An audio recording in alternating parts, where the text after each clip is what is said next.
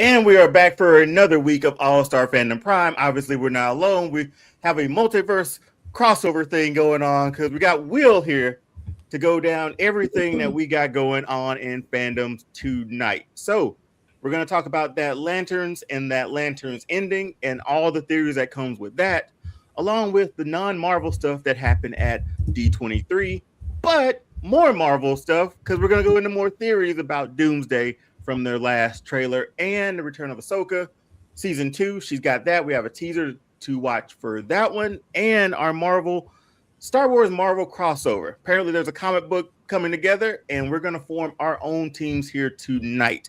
And on All Star Fandom, well, our fandom radar, all the stuff we didn't have time to cover because it gets late and we got to go to work. But let's start the show. Okay.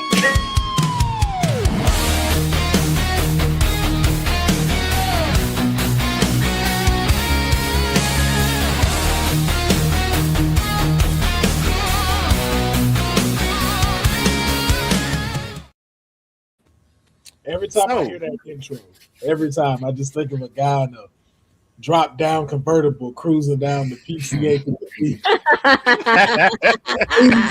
Just yes. Every time I hear it. So. Hey, who doesn't love a good electric guitar too, man? Man, can't beat that. Looking at we got Lanterns. Lanterns dropped first episode last Sunday. It's here finally. Thank the Lord. I'm not even going to set anything up because I feel like that was Sunday. There's been a few days to sort of digest it. I'm just going to rip the Band-Aid off. How do you feel about this? Will, since you're our illustrious guest tonight. You start. We end the episode with Hal Jordan sitting in the exact same bleacher seat that we saw him 10 years earlier. But this time, with a hole in his head and no ring on his finger. What say you, my man? I'm gonna be honest. This is one of them shows that it's a good thing they told us what it was gonna be about. Because I'm gonna be honest. When I first watched this, had I not known that if I was just going into this as Lanterns, I wouldn't have liked what I just saw. Mm-hmm. It's like, yo, this don't feel like a Lantern thing. I'm like, we just killing off one of the best Lanterns. Mm-hmm. But that came up with Acolyte and Star Wars. Mm-hmm. With the opening episode with the certain Jedi that people were so excited about. They were like, that's it. Mm-hmm. But because I know where it's from and I watched True Detective, now knowing that, okay, this is how we're moving, to catch this at the end, I was like, you know what? This is genius. Mm-hmm. Because one, what I love about it is that we've established Lantern history. Yeah, I don't just with everybody else, and it's now we're just getting to this point. It's like, yo, Lanterns have been here for a while, and then learning about a lot of the stuff that we've seen and like where we get to here, and to go, hey, we're gonna kill off one of the absolute best because this is supposed to be John's story, not Hal.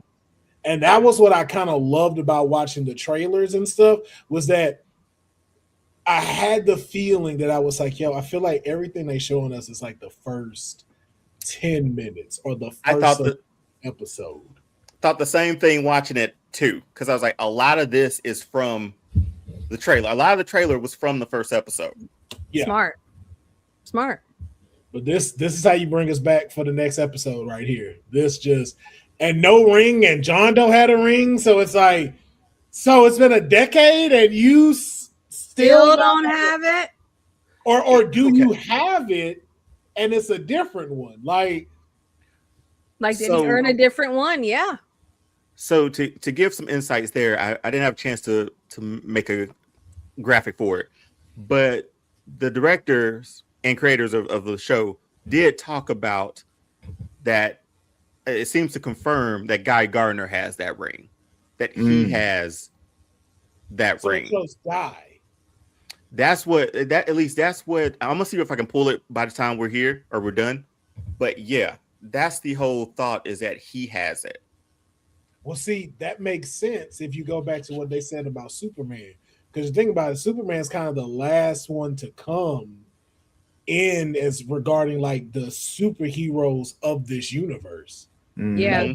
Guy's Yeah. been around, Hawk Girl's been around, so it's like if you're taking a whole decade and it shows him, because again he is there in that sector, so it did make me question like, okay, so you can't have two lanterns there, right? But still, the question is, he was training John for like 10 years. Why did the ring not choose John? You know what I'm saying? But is that a? But here's the thing: is that a thing though? So I don't think it's. I never thought it was a thing. I thought the ring had to choose you once the holder of the ring dies. Yeah, like what is the lore of the ring? Well, that's one part of it. That's that one part. That's how Hal got his. The ring chose him. It came to Earth. The crash landed there. That ring chose him. Now, I believe it was the Guardians who were like, "Hey, we want to have a substitute in case." So that substitute line was like pulled straight from like a comic book or just the overall thought of John Stewart. He was supposed to be like, if Hal goes down, we got somebody next up. But that was his story. The ring never, at least on one part of the lore, the ring never chose like straight up somebody died and here it comes to John Stewart. He was always going to be the next person up, if that makes sense. At least that was the story I remember of him. I don't remember who that ring floated to from him to John Stewart, because I don't think that happened. Okay. So what it kind of seems like is the Guardians are really just the managers, but the Lantern is the owner and saying that, like, we can suggest this is who we want to go with, but at the end of the day, the ring's gonna choose who it wants to choose. Yeah, pretty much. And that's what it felt like when we jumped 10 years ahead. It was like, oh, that ring didn't choose who. Oh, a thought or. But hold on. But then John says that to the woman at the bar, saying like, yeah, we have bosses. I mean, everyone has bosses, so we have bosses, and it kind of references that line a little bit. But here's my thing though: when he was in the car, and he typically just let the car go over the cliff, and John grabbed the ring and put it on. Anybody can grab the ring and manifest stuff, because the ring didn't choose him. He literally took the ring and put it on and protected himself from dying in the crash. But the Guardians chose him. Well, and the Guardians chose him. But I think training wise, like John started was being taught how to utilize the ring. So I think that's also that too. Because the thing too is like it's you having to learn how to central willpower in order to have it harnessed through the ring. He'd have had to have taught him that to be able to do the basics. But there's a plot hole in what you just said though, Dion. This ring couldn't have went to Guy because Guy already has the ring when Superman happens. And if this is in 2026, what happened in Superman happened before this. Mm-hmm. So he's already been established as a Guardian. Same thing with Peacemaker. Mm-hmm. So loud and clear. He has Hal's ring. Yeah, so let me quote real quick. Hold on, Jay. Let me quote real quick this is from Tom King, who's part of the whole I wish I put a video up. I'm just gonna listen to it in my so how we get so he clearly said, like, at the end of the episode you see that Hal doesn't have the ring. He says Guy has the ring. So why does Guy and he asked the question after, so how does Guy end up with the ring? I think that's the question too, because Nathan Fillion is supposed to be in a few episodes of Lanterns this season. He's been on the press tour with them. Well, okay, this might be a far-fetched theory. So what if the ring went to Guy for safekeeping? Like, he already has one ring, right? So what if that ring went to him for safekeeping? Yeah, until John was ready to receive the ring, because his ring didn't look like Hal's ring. Like, no, I did some investigative journalism this morning and looked into it. I was like, that ain't the same ring, man. That's not the same ring. But I like that idea there. but I also like that too of that the ring customizes itself to the holder, because I think that shows a difference of individuality for them outside of what, and two, possibly their suits as well. And then I thought about this one, and this might be a crazy theory. I was like, well, what if that wasn't Hal? What if that was his thing that manifested from the ring? I wanted to talk about that because I have a few thoughts on that image where we. So we're gonna go into theories. We jump into theories right now, Jen. Go ahead, like because I know we all got. You asked us what we thought of the end of the episode. It's been 3 days. It's been 3 days. Let's go around. Jen, kick us off. Theories for what's your theory of this episode or of the ending? So, looking at the image and the way Hal was sitting, the position of the hole, looking at his hands, we didn't see any. Oh, this is YouTube. We didn't see any assistive devices that could have made that hole anywhere, and it looked like there was no residue on his hands. So I don't know if he actually did it. What if he was set up to make it look like he did it and it might have been somebody else? Theory number 1. Theory number 2. Doc, what you got? I'm thinking maybe that was his. I mean, because that hologram, it touched John, did it not? You know what I'm saying? So it seemed like it was physical. You see what I'm saying? So what if Hal set this up to where he has to play like somebody is dead, just like he had to make himself go to jail so he can talk to the suspect, right? So what if he set this up to where he want to see if John is really ready? Like this is where his detective shit starts. You feel me? Like his real training starts now. Which could explain, if that were true, why the ring didn't go to John. We're gonna do theories and then we'll run it back. Go back to his final scene.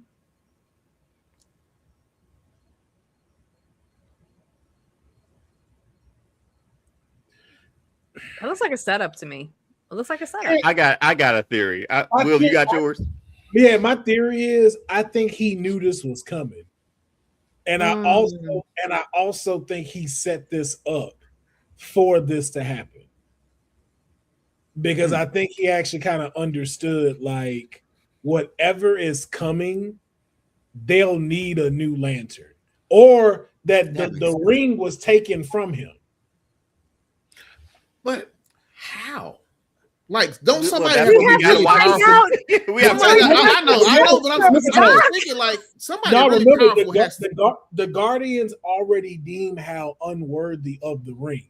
So when it comes to the point where the ring says now you're unworthy of itself, and it leaves you. Now, another theory I'm just throwing attached to that, this is the wild one, Deadshot popped him. See, that's why we can't write these things. Because I can weave it in to make sense. Don't think I can't weave this in to make sense. No, I know, but that would be great if he was in there. I don't know, man. I don't think he's dead. I don't think this is him. That's what I was wouldn't thinking. surprise me. It wouldn't surprise me if he weren't. I think we did deal with aliens, which was a dope scene to see. Yes. How apparently I love that whole interrogation scene. How apparently it. The interrogation part, all you need to do is he threw that whole Barack Hussein Obama out there, and I'm like, okay, right? Because technically they're in a red state. I'm like, is this how we gonna figure out aliens now, man? Like, right. is that? Then when he threw in, where did Harry Potter go to school? No way. When he didn't know what Hogwarts was, he was like, "Nah, you an alien." Yeah, I was like, "Hey, he not wrong." Yeah, because everybody knows that. Even people who has never watched a movie know that. Like you know, like it didn't matter if you didn't read the books, you didn't watch the movies. Everyone knows Harry Potter goes to Hogwarts. Yeah, everyone knows that. So with that death on the table now, the co-creators, Damien Lindelof, I think that's his name. He said the death of Hal Jordan is probably the most controversial idea that we had. He also went on to say and this is how he described it. It's almost like a Roman Reigns, like what inning we're in, Will. So you'll enjoy this one, because he said, here it is. Our feeling is, let's see how you feel at the end of episode 8. And if you still feel like it was exploitative or unnecessary, then we deserve it. We deserve the backlash. But I think we're willing to absorb the boos from the audience in the first inning, as long as we still have a shot to win the game. Bro, so that's pretty hard. They've been booing pretty hard. I mean, I don't know why though. Like, because if you really think about it, it's the same thing with the Acolyte. That's probably what they're thinking. Yeah, but it's the same thing of just like, ain't this what y'all asked for? Like, everybody kept going, oh, we want the lanterns. We want the lanterns. It's like, okay, we're going to give you the lanterns. All right, well, you make sure you give us Jon Stewart. We want Jon Stewart in here. We don't want nobody else. Okay, so we're going to give you Jon Stewart. Man, how you just going to kill off Hal Jordan like that? But wait, you forgot one part, Will. You forgot another part. They said they wanted it to be grounded, and this made it super grounded. Well, that was one of James exactly Gunn's. what happened with the Star Wars universe. We want something new that has nothing to do with the Skywalker, something different, brand new, has nothing to do with any of your OG references. Okay, we present you the Acolyte, and here we got Trinity. Trinity is a Jedi. That's gonna be awesome. She's gonna be. Why did you kill her in the first episode? How dare you? This is not how people treat big stars and blah blah blah blah blah. Jen. Hey. No, because I was in there with her when that was happening. That's why I'm like, Jen, come on, flashbacks here, man. We were in the same show. I'm just saying that's what that is what the people said. Right. The problem is that folks are too soft when they come to watching stuff. Like, you too soft. Like, you too, like, you want this thing of, oh, I want something, but I don't want to be disappointed with what I get attached to. It's the same thing that happened with Euphoria. It was like, like everybody was mad. I can't believe they killed off Rue. I was like, Rue was always gonna die. Rue's a drug addict. Like, drug addicts don't have happy endings. And that's what this was. Now, this was crazy scene. Hold on, Doc. Hold on. My overall thought with that, Jen, what you're saying, when the episode finished with me, I didn't know what to feel, honestly. Like, I'll admit, because I kind of want to get initial reactions first before we move to that child abuse that we were about to see. That's exactly what it was. I'm watching this and I went, really? No neighbors are going to come out and be like, what are you doing to that child? Yeah, like, are we just out in the... Never, but we'll get to it. Okay. Mine, because initial reactions, I want to get those to make sure we get those straight out the gate. Mine, on the other hand, was at the end of it. I was like, I don't know how I felt about it. Will, I was the same as you a little bit. I was like, I saw True Detective. I know how we rock with that. This felt like that. Completely felt like that. The time jumps felt exactly like it. Yep. But I'm like, James Gunn's mandate was to keep this as grounded as possible. And they did from the first episode. Like, so that's a good mandate for this. But I didn't know what to feel. I felt a little, I was like, yeah, I'm coming back next week. But I'm like, man, John spent 10 years with no ring. We about to watch the last, like, we jumped back to 2016 and I'm about to watch that now. And I'm like, I don't know. I felt very indifferent at the end. And I don't know if that's just because it's my skepticism, but I am going to ride this thing out.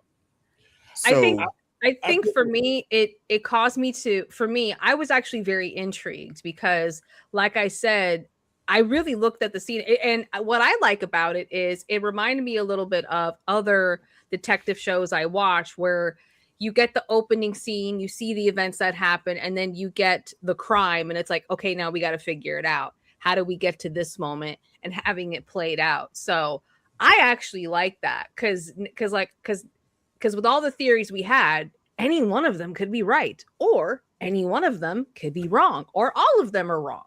So I'm intrigued. Will, initial reaction, man. How'd you feel? I was like you at first, kind of indifferent about it, but I think too, though, when you think about it being grounded and what they were talking about, it's like it's the constant byline through episode 1 makes the ending very believable. The constant through was John saying like, "Yo, this dude is not worth. You're not worthy of using this. Are you, bro? Did you just make counterfeit money?" I was just about to quote that same moment. Yep. Yeah. Did you make a can opener with he was in literal disgust of him and just like going against his own nature because it's like, I'm proud of this dude, I respect this dude, but I also hate this dude because of what you are becoming. Mhm. Add 10 years to that with that time, and look at how everyone described it when it came to him. Like, you have two very different sides. You have one that adore him, want to take pictures with him, and then you have one where he had to go meet that dude's father, where he says like, "Yo, you have like this world destructive power on your hand." And it's like, that's how people look at you, because no one else has described guy like that. No one else has described any other superpowers like that outside of Lex. It's like, so there's things about you that you've done already that people don't really approve of. And it can only further go down with all of the self-destruction and self-loathing he did throughout the first episode. So if you think of that and take away the ring, think of somebody that's just regular like that, what will we immediately think their path is eventually going to lead to? Well, being shot in a football field, frozen in the snow. Mm-hmm.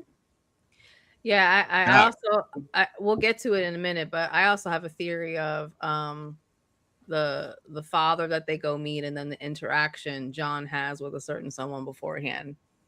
So, Doc, real quick, your initial reaction, man, coming out once the credits rolled. What was that feeling, man? I feel exactly like the writers meant for us to feel. The writers put us in detective mode, and that's how I felt. Like, now we got to go and solve this thing. Yep. And that was my initial feeling. I felt sadness because I was like, I know damn well they didn't just kill off, like you said, one of the major Green Lanterns. You know what I'm saying? Like, first episode. But then I was like, well, now Jon Stewart really got to prove how big his brain is. You feel me? So let's go. I'm interested to see, because I'm sure, like, how many episodes do we have of this season? Is it 8 or 9? 8. So that's a good little piece to sort of wrap up, because I can't remember how many True Detective was, but it wasn't like it was a long show either. Like 10. Yeah, normally like 10. Yeah. Depending on the season.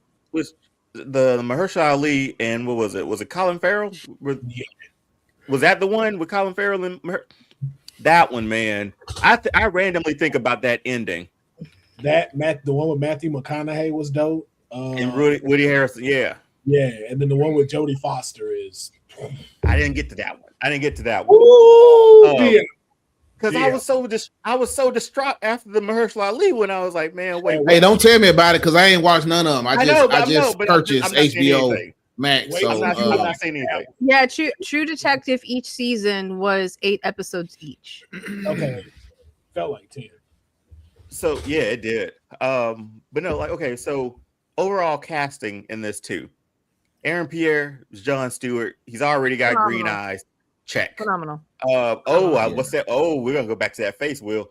Coach Taylor, Kyle Chandler as Hal Jordan. I think that was perfect. Perfect. Like, I think if we could do like some adventures of him from the past, sign me up, man. Sign me up for that. Look how good the hologram looks. Like, you could tell there was a difference between this Hal and then that Hal. Give me a little one-off season, man. A little adventure with Hal Jordan. Give me that. Yeah.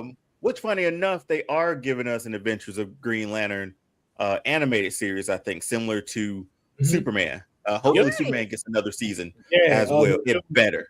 They're doing Jessica something, and the girl that does the voice of Moana is going to do her voice. Oh, I didn't know who did the voice. Okay. Yeah. She's officially that. So fingers crossed we get Superman back too, because that was. But anyway, we're not talking about that right now. Yeah, that was but I know how you feel. Okay.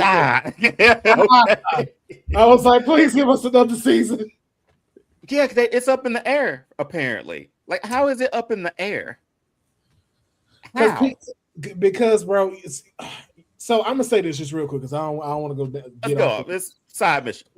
But You know what I can't stand is that people are being so critical about DC while it's still in its infancy that it's really unfair. Oh, That it's I'll like, raise my hand, but I got a reason why. Well, you know me well enough now. You know my reasons. yeah. But I'm not talking about you in that case. Like yours are particular things. It'd be like stuff I see on here where they're judging where it makes absolutely no sense. Like they were judging like, oh man, it's so crazy that Superman and Supergirl got beat out by Spider-Man in the box office. Like they're at 2 billion and they only made this. DC is going down in the trash. I'm like, did y'all just compare? Oh yeah, that's ridiculous. I was like, did y'all just compare an entire world and universe that they just started compared to a dude that has over 10 years of being able to build a community behind Tom That Holland? part. I was like, if you're going to compare it, why don't you compare it to a starting Marvel and a starting DC? So compare Superman to Iron Man. Superman beats out Iron Man. The next movie was Incredible Hulk, and that's with Supergirl.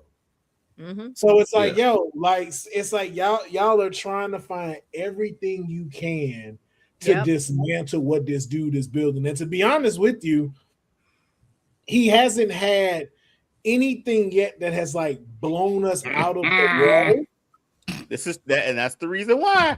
But also too though, can we give it a second so we can get there? Because again, this is your second. This is their third. See, no, see, and that right there, I'm done. That's the bullshit right there. Third chance, Will. It's not James Gunn's responsibility to clean up the past actions. Thank you. That's why you brought him in. No, you didn't. You brought him in because DC has these properties that should be live action. So allow this guy popcorn again. Like, yo, that's not fair. That's not fair for y'all to go, oh, he needs to put out a Batman right now. It's like, but yo, like that's we ain't gonna get Batman like 2031. So but again, let him try like what you asked for. Now you're complaining about it. It's like, hey, we're gonna take a different route. Here are our structures. Here's what we do. No, we don't want that. You need to give us Batman. You need to cast this dude now. I didn't like this to be a super. It's like, bro, he just started. For the Batman thing. Robert Pattinson getting his trilogy.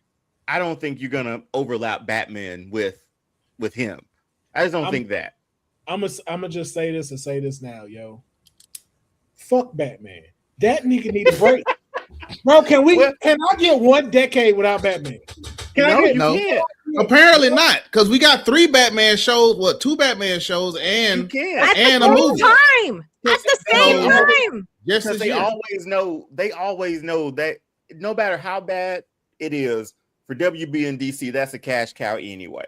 That's the reason they keep. That's why breaking case for emergency Batman. Breaking case for Batman. Gunn need to do it. That's why Gunn doesn't need to do it right now, and I think that is a great thing because there's so many other characters that you can bring out into this world, and then no one's giving him his credit. They're like, yo, this dude not only built a universe where we're not having to get origin stories. We're getting right into the thing, but then also retconning the bullshit that came before him because no one said shit when Peacemaker 2 came out. He fixed all of that. Yeah. But now because Superman is not as epic like Henry Cavill, it's like, yo, but that's not the Superman he going off of. This is Golden Age Superman. If you go look at the comics, he did everything accurately correct with Superman. What I think the problem is, I think these fans, since the Sonic thing and how they fix Sonic, these fans have gotten fixated on if we tell them what we want, they'll fix the shit. No. And that's not it. The Sonic thing was needed. Let's not be like that was. But no, I'm just saying. I think that got to the fans' head, though. You see what I'm saying? Well, I know the one that got to the fans' head was release the Snyder Cut. That's the one that got to him because. Yeah. And then here's the thing. They pushed for years for that, and it took a pandemic, coming out of a pandemic to get that movie. Another example on HBO Max. Another example. For the conversation, another example, and I'm bringing up Star Wars a lot, but it's the same thing like with Hayden Christensen and Rosario Dawson. Rosario Dawson was a fan cast for years for Ahsoka Tano, and they got it. Yeah, they got it. Yeah, same thing with Deadpool. Deadpool was going to be shelved indefinitely. It was like, we're not going to make a Until Deadpool movie. They leaked that until trailer. something leaked. Wink, wink. Someone Right. leaked But it. y'all are saying what I literally just like. It's the fans are like they're in their feelings when they don't get what they want. Yeah, So- but the issue is not the success of it though.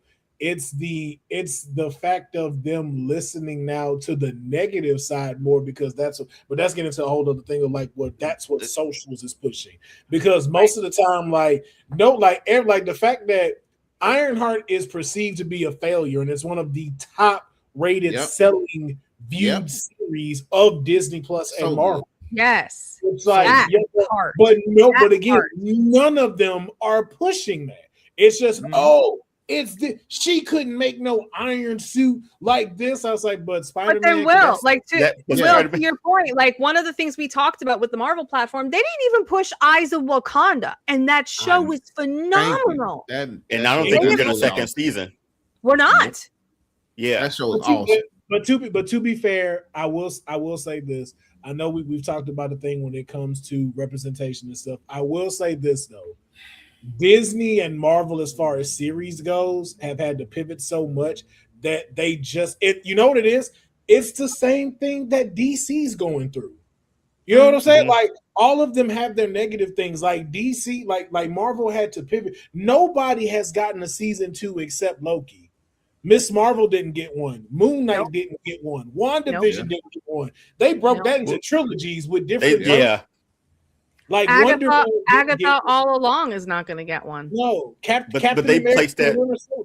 But Will's right. They placed that within a 3-part trilogy. So it's WandaVision, Agatha all along, and Vision Quest. So they coupled those as a 3-part trilogy sort of thing, which kind of worked. But here's the thing with Marvel. I guess we're talking with TV. Thankfully, they're taking a step back from it because Disney Plus is Disney Plus is going to be whatever Disney Plus is. Wonder Man got the can for some reason. That's another one we're not getting a season 2 on.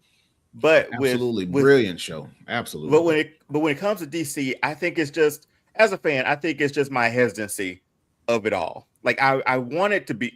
Nobody wants to go into a bad movie. I was hyped to see Supergirl, but if you're claiming to me that it's pulled straight from the comic book, and then like at the end of the trailers, you're saying like, "Hey, order the Woman of Tomorrow comic book through this link." Like, okay, now I'm thinking it's going to be more like that when you just cherry picked a few things and it really didn't live up to what you sort of put out. And I didn't even disagree with that. And I think that's the thing. Like, is the build up is never. I don't want to say like the squeeze is the juice isn't worth the squeeze, or squeeze isn't worth the juice, whatever it is. But it was like, I want it to be, as a longtime DC fan, man, I just want something to hang my hat on and be like, this is the most amazing thing I've seen, which is selfish. I understand. It's selfish and a bit delusional because y'all have. I just want it to be great. But you have that. If I'm being honest with you, your only 2 L's is Joker 2 and Supergirl. Yep. Was Penguin not fire? Penguin was great. Yeah, was it was. The Batman not fire? Yes, it was. Was Creature Commandos not fire? Fire. I'm be honest, didn't watch it. See, so you want something and you not even checking out the. He's not gonna watch it because the other movies you mentioned, he did not appreciate them. I think it's just like I haven't been able to jump on the train yet. That's it. I went through and watched Peacemaker. I enjoyed Peacemaker. John Cena was great in that role. Can't wait to see him again if we ever see him again, right? Based on that ending. Penguin, I didn't completely enjoy the Batman as much, but I love the Penguin. Will I go back to watch the Batman? I said this last week. I would, just because Robert Pattinson has been killing it in everything he's been killing. And he's about to be Chris Hansen. So you're like, you know what? I want to give you another chance. I'm going to go back and watch that one. But I don't know, man. It was fresh off of a disastrous DCEU. And it was like, I'm not ready to start over. Okay, then. So then let's since we don't get to have an I didn't know I was signing up for therapy tonight. No, I want to know. It's like, okay, so what was it you needed to be like, man, DC's back? What did you need? I still think with Superman, I like Superman. I understood that was Superman we needed. I understand that. I liked him. I liked the whole golly stuff. It took me back to feeling like Superman. I don't know. I always say that movie felt a bit safe to me. It just felt a bit. Tell them what safe. you told us, what you needed in Superman for that to be like that was a good Superman movie. You No- needed no Superman to go Justice and Society? save that boy. No, you needed Superman to go You save that didn't, boy you at the didn't end. like Justice that Gang, Superman Justice didn't Gang. save the boy. Yeah. Yeah, well, When I he was didn't enjoy holding the. the I flag. didn't necessarily enjoy the Justice Gang. Yeah. Either. I felt like we could have. It was dope to see Mr. Terrific do what he did, but I was like, I could have gone without the Justice Gang, and I just wanted a full-on Superman movie. I mean, And James Gunn has a you only saw that a way of doing that where he's shoehorning more people in, that more characters that he enjoys. So you didn't like that it pushed the story forward to know what else is there. We could have probably told the same story without him. We barely got him. The only time we saw him was when he was in prison, and they had to go break him out. Then that was it. It was just my personal. You asked me a question, Will. No. Yeah, you didn't answer the question. Was Actually, that the question I asked you was, what did it have to do? What did it have to do? what did you, like scrap all that? Hey, be like, hey, we about to start up DC again, live action. What did you need to go, man? They got me. We back.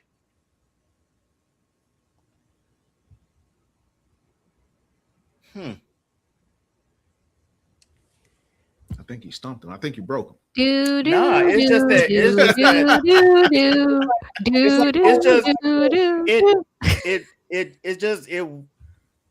I didn't enjoy it as much as I wanted, as I thought. That's all.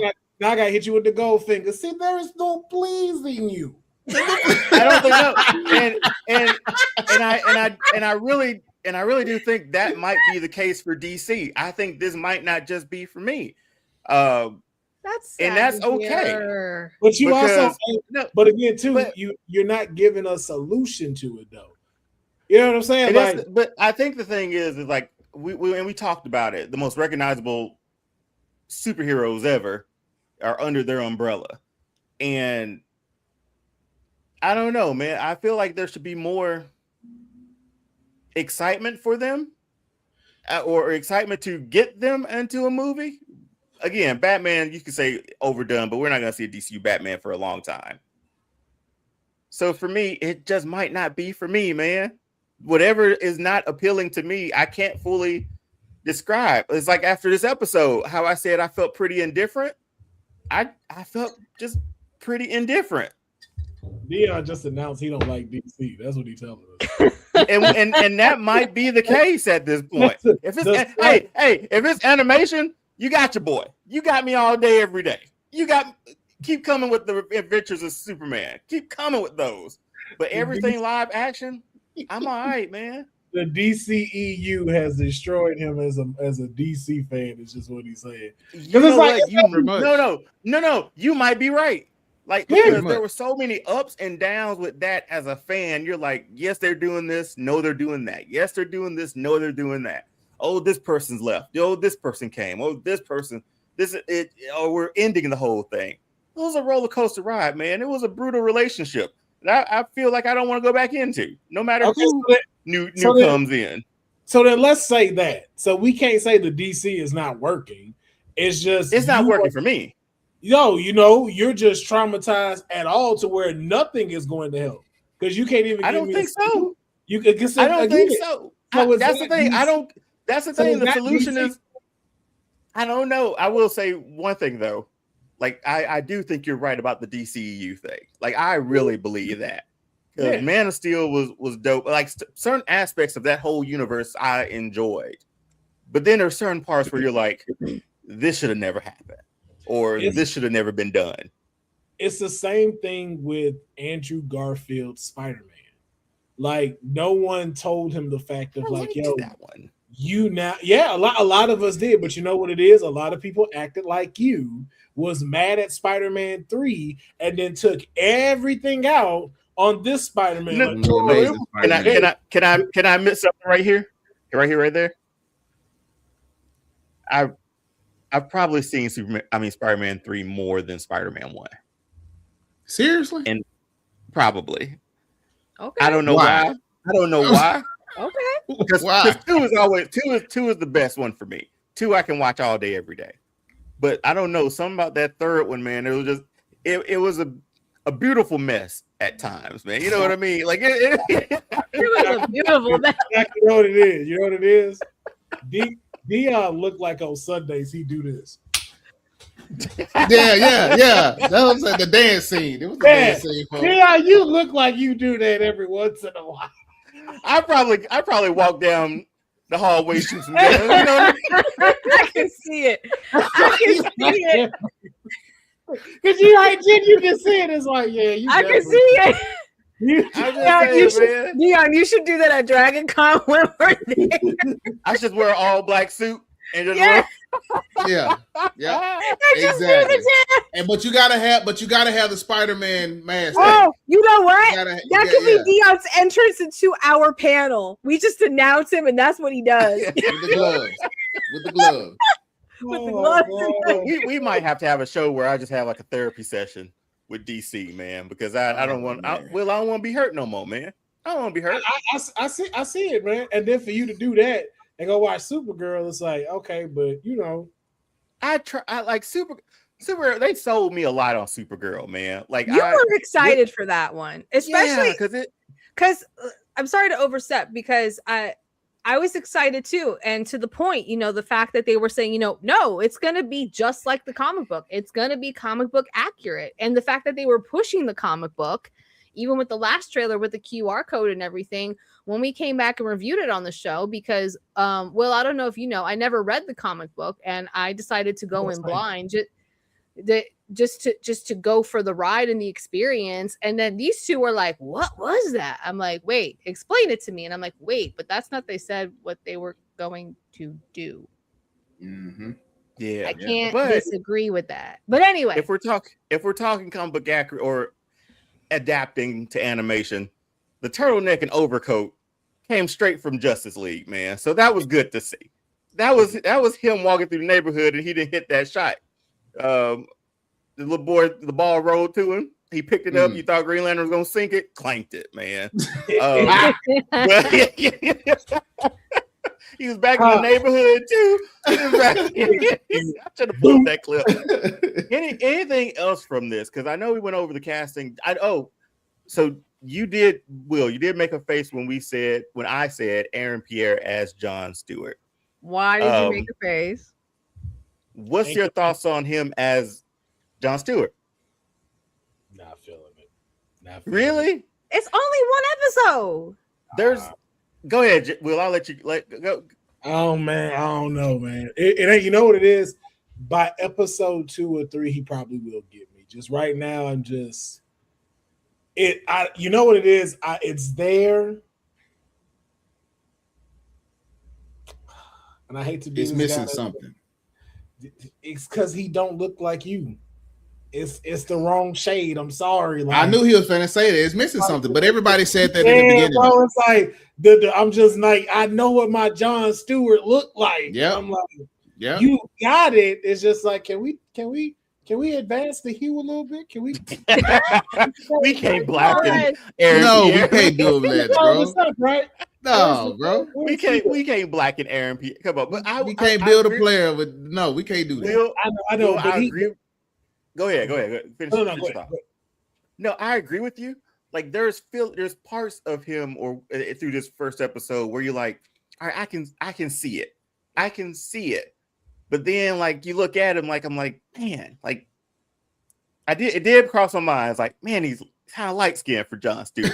because every adaptation he was darker, right? Yes, he was. But I think he's able with the voice that he carries, even with his accent or him, putting his accent down.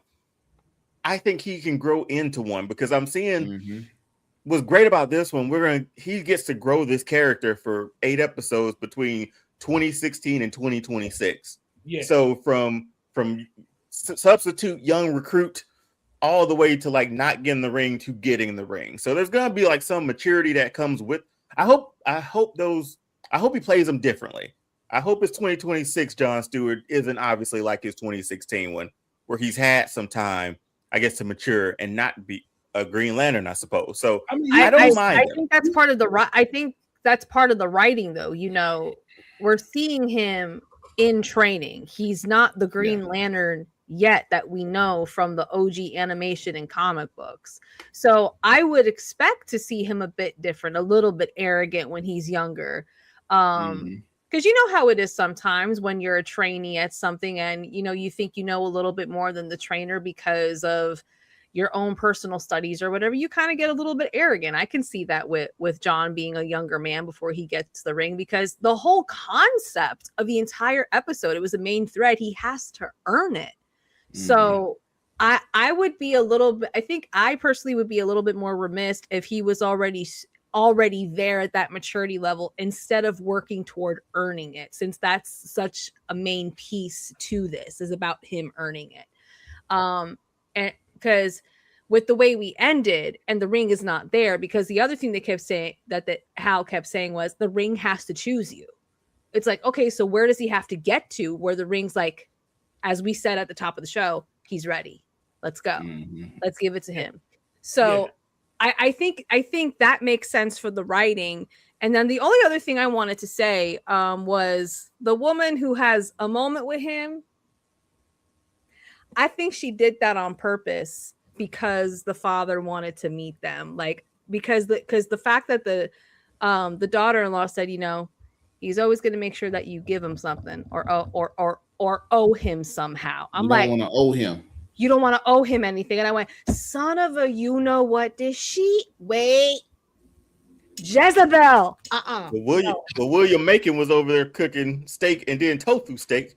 So, hey, how we feel about him being a vegetarian? I don't have a problem with it. I hate, that's why I'm just like, man, y'all just really kidding, man. Just kidding. Y'all really making everyone has their personal preferences. Are we really gonna nitpick about personal preferences and dietary restrictions? No, I promise you, it's not that. Like, I'm telling you, Aaron Pierre, he does exactly what y'all are saying. Like, he's showing the arrogance, even like at the end, like you still kind of even see the maturity, even in that small part of that scene. It's like, I see him a little bit more mature. He's a little bit more calm. He's a little bit. Like, even his stance was different. Like, there was a difference in his walk too. Yeah, you could tell like he's grown up, but it just be, again, it's the complexion. And then when it was like, oh, I got steak tofu, I was like, you such a light-skinned nigga. Like, That's why I was just like, dang it. I was like, I cannot be this way. I should not be this way. But as soon as they said, I was like, oh, God. So that's really just what it was, though. You just don't like him eating tofu. Like, if he had a rib, you would be like, oh, it's fine. It's fine. People like ribs is cool. I'm like, all right. Because but again, too, like, I think he does a great job as Jon I want to Stewart. take it further in such a bad way, but I'm not going to. But I think he's gonna do a good job. But again, it's gonna take me getting used to from what I normally see as Jon Stewart to what I see now. But he is embodying the character of Jon Stewart very well. No, and talking about like how he's with that time jump. Yeah. By time we get him to the end of this, and he's already been rumored to be in Superman. Well, Man of Tomorrow, right? What do we call it? Man of Tomorrow. So he's gonna already be in there. So that's, again, we're talking about when we're talking about origin stories. This is his throughout here. But when he gets to Superman, he's a well-oiled, Green Lantern. Like, he's been in it. He's he should be, or ready to accept the role of Green Lantern. How about that? He should be in a completely different place, mentally, maturity, POV. Like, they should be a completely different thing entirely. I will admit, I like how we got to see some of the ring being used, with the shield from the alien bomb, right? That was dope. because it Yeah. it created the orb and it burst out the jail too. So that was really dope to see. I like that. I'm anxious to see what else they make, because I went back in and went to the part where John made the bubble wrap. You can sort of see it when you I pause missed it. towards the end. It just is like Yeah. a little small. It's you gotta pause it or have a good eye to see it. But I'm anxious to see how. Yeah, I'm anxious to see how they maneuver through this season with the ring, how we jump forward, jump back, and what do we make real quick? And I think we'll move on a little bit. William Macon. So we brought his wife up apparently. What do we make out of him of his? I don't know. Is he government conspiracy? Is he an alien hunter? No, he ain't no alien. He's something. And that's what I'm trying to figure out. What is he? Because when he was like, hey, who house it? Did y'all see that house? That he was house sitting, supposedly? The compound, you mean? Yeah, the compound where he was The house compound? The And he people was that like- he was training? And the fact that he knows about them, and they're like, wait, but how do you even know who I am? How do you even know who we work for? Like, how did you get us out of jail? And that's why his daughter-in-law said what she said. He's not a person you want to owe. You don't want to owe him anything, right? But I was suspecting of that woman, and then when we got the reveal of who she was later, where she was the missus, like even when I'm watching her, I'm like, why are you asking all these questions? What?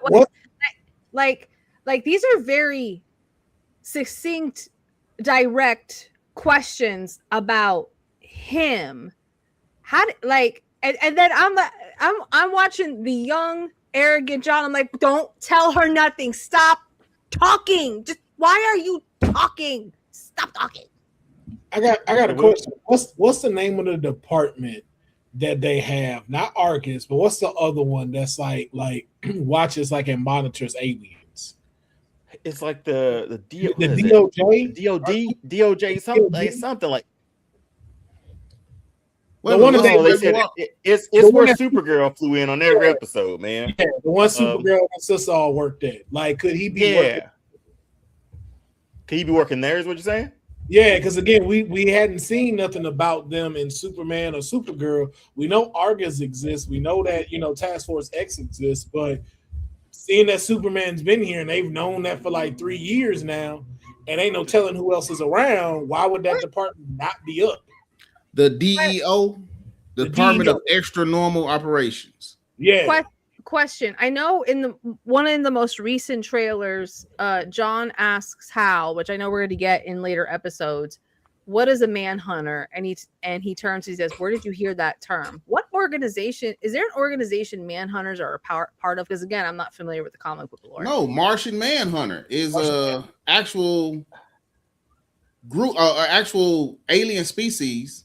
Right from Mars, but they don't have like an organization that they're a part of, right? They're just. I'm glad you brought this up because I think it's different than our friendly Martian Manhunter, right? Our John Jones. But I looked it up, made sure I had a thumbnail from last time. In DC Comics, the Manhunters are an ancient race of extraterrestrial law enforcement androids created by the Guardians of the Universe before the Green Lantern Corps. So that's the whole lineage of that. So it was called Guardians of the what? Well, Guardians of the Universe are the how we say the little blue big head men on Oa. So that's them. Is it possible that the husband could be a part of that, like as a way to watch things going on? Well, he's an alien. Go ahead, Will. I mean, again, it may be because we've seen in the trailer that one of the Guardians does come to talk to John, which is played by the chick from Ozark. I think she's a Guardian. That's what people are thinking. The boss. I think they said that, like at the end of the episode, when they show like the preview before they lead into like the podcast, I believe he says like, "You're a Guardian, right?" And it's like, yes, because remember, like it's really them talking to him about like, "Yo, what are your thoughts on Hal? What are your thoughts on this? Do you think you should be this person?" And that's what it seems like the entire thing is going to be throughout the season. So it's like, are Guardians like coming down in different type of, being able to look like human and everything? And so if so, who else can do it?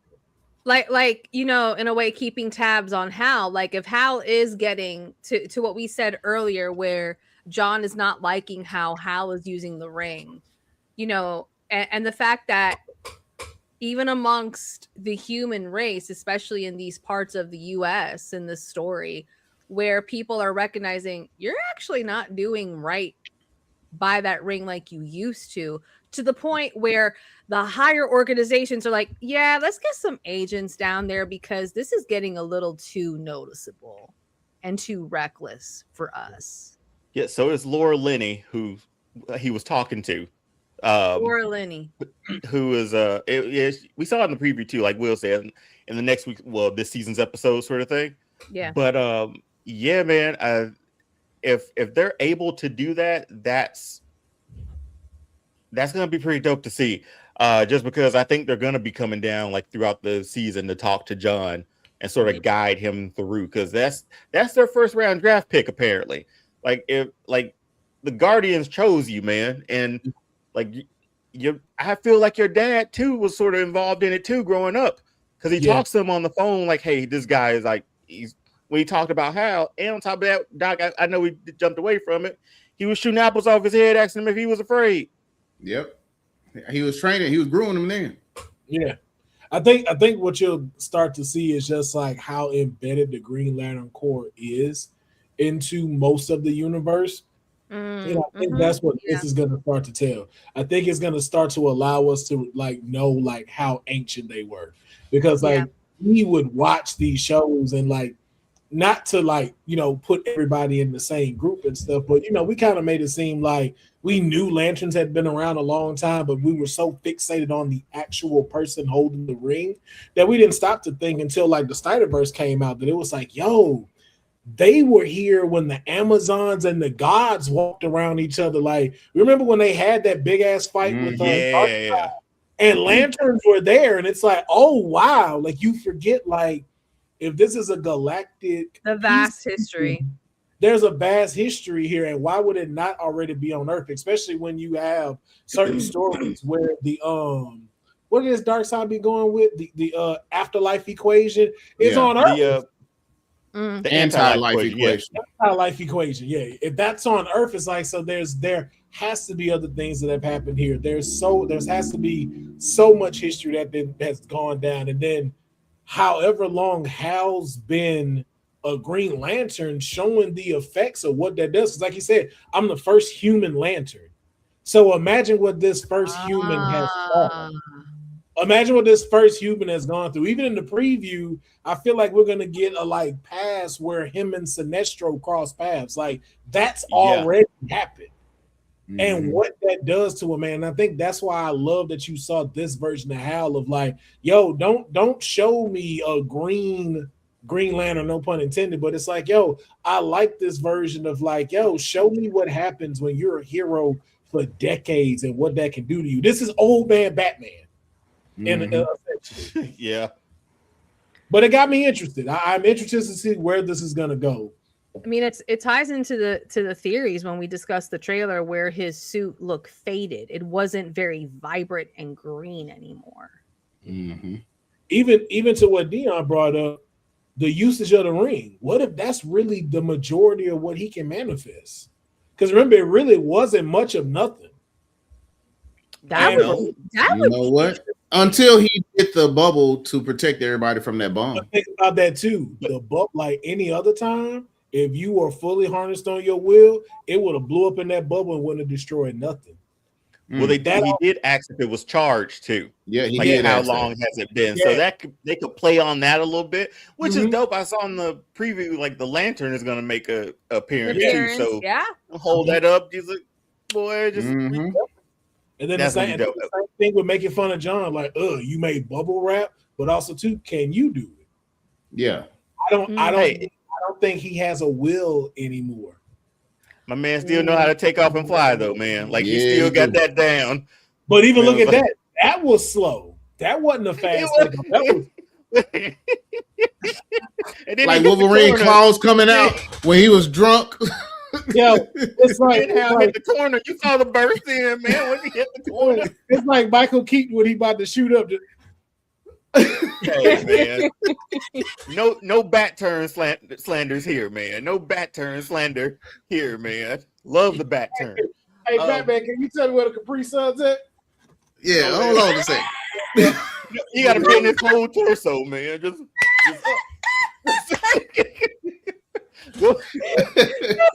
hey, man. Over here for a picture. Here's the wild thing too. I understand the helmet, man. The helmet makes sense to me, but I love the cowl too, man. Like I love it. But we'll see. We got the next 7 episodes of Lanterns coming that's every Mufasa Sunday. in the green suit. Coming every Sunday, and we'll see what happens. We'll see if Hal is really dead. We'll see where the ring really went, how it got to Guy Gardner. Guy Gardner, we all know, talks to Jon Stewart from the previews and stuff too to tell him that story. So we'll get more of this as it goes. We'll see how essentially Jon Stewart becomes Jon Stewart or Green Lantern. Yay! Can I ask one thing? Just a quick answer from everybody. Yeah.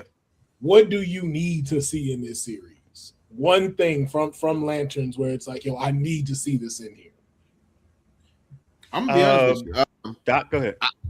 Honestly, I don't need to see anything. I want to see what the writers do. And that's just the honest truth. Because I never watched True Detective, and everybody keep talking about how good it is. So I want to see what the writers do, and let it be that. Jim? No, I agree with that. And that's partly because I haven't read the original comics. That's something I keep saying on the show I'm going to start doing, is getting into the comic books so I can get better versed in this. So I'm fine with just enjoying the ride and see how this goes. Because like I said, with where we started and where we ended, I'm very intrigued because I started like scoping that moment of, okay, wait, there's no residue. I don't see an assistant device anywhere. I don't think that. Wait, dude, I'm already invested, so I'm good for the ride. I think for me, I want to see that moment where John becomes a Green Lantern. Like that's the moment we're sort of all kind of waiting for, right? I want to see that moment where he gets it, it's his, and then when we go to Man of Tomorrow next year. So this whole show just establishing him as this DCU's Green Lantern. I think that's what I'm looking forward to the most. What about you, Will? I just want to hint at one other lantern that ain't yellow. That's it. Either the orange, the red. A chance. I'm saying, like, if you want to blow lanterns out the water, like, again, we already know about the fear one, but like, give me one with like greed or rage, like. Again, and it could be a hint. I don't need to actually see the ring. I just like, can you just mention it so that we know other Lantern Corps are existing in James Gunn's DCU? I like good hints like that. I'm game. With the rage coming through, that could be a good one to play within this season already. Yeah, man. Because I do gotta tell you about it. Not on here though. I gotta tell you about my all lantern story I have for DC. Oh, I want to hear it. Well, we'll get through these, and then we'll be like, man, Will, you should have just done it. That's how we always end these episodes. Yeah, like, we should have just gave it to Will. But yep, we're here show's not over. There's only, but we're here every Wednesday at 9:05, 9:10. But we're here. Be sure to, again, watch everything. YouTube's changing stuff up, so just run those playlists like you haven't run those playlists before. But 9:05, we'll have great guests on every other week until we figure out this multiverse of whatever we're going to be doing too. So be on the lookout for that as well. But a little bit of Disney stuff that we're going to cover a little bit here. Non-Marvel stuff at the moment. Just wanted to run down a few things that we got announced from D23. So we're going to get Incredibles 3. What was that, a sigh? That was an aside, was it? No, I just said, oh wow. I thought I heard a sigh like.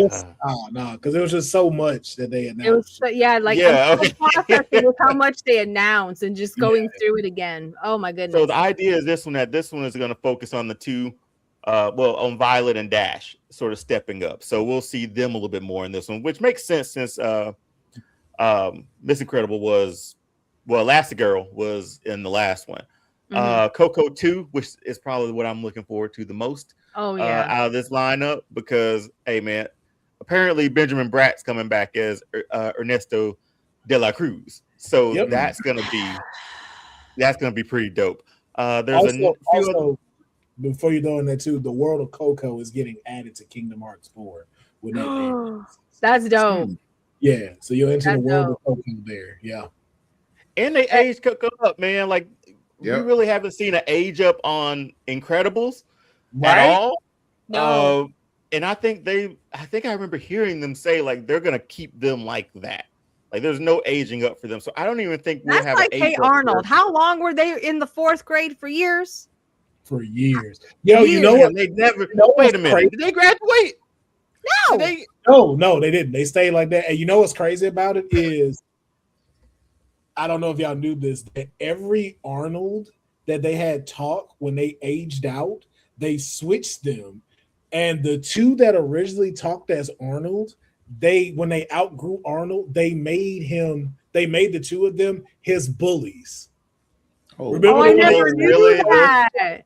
And remember, so like there's a whole episode where like you had Ludwig, it was him, and then a new bully came. And they started fighting each other, and Arnold was in the middle of it. That right there is a full crossover because you have all three people who talked as Arnold on one episode. That's dope. With that mullet, man. You want to talk about over on this shirt? You want to talk about like how to draw a bully? That's how you draw a bully, man. That was the first time I heard somebody call another person a sissified fruit cup. I was like, I remember when Netflix did their Hey Arnold movie. I literally fell off of my couch when they said they were in the 6th grade. I went, when did this happen?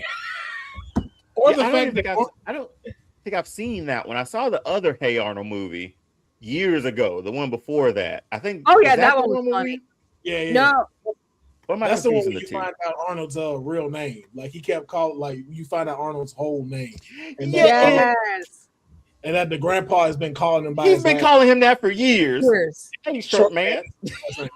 Football head. Short man. I was like, short man. His name is Arnold Short Man. I was like, all right. But we also get Zootopia 3. We'll have a Frozen 3. Tangled live action, Lilo and Stitch 2. What else? A new Simpsons movie, a Romeo and Michelle 2. If you know that from back in the day, they're apparently coming back with Lisa Kudrow and Mira Sorvino. Percy Jackson and Olympian season 3, Kingdom Hearts show, a Bluey movie, and obviously Star Wars Starfighter. Of that list, Doc, anything sort of tickles your fancy to be like, oh, I can't wait to see this? The Incredibles 3. Give me your reason, man. Is it just because you can sing the song? No, it's one of the greatest film scores. And I love the whole Incredibles like universe. You know what I'm saying? And from like having a mom and dad superhero group, and then all the babies are superheroes. You know what I'm saying? And then I want to see if Jack has more powers, if they give him more powers than he had in the last movie, and how he will utilize them growing up teething. You know what I'm saying?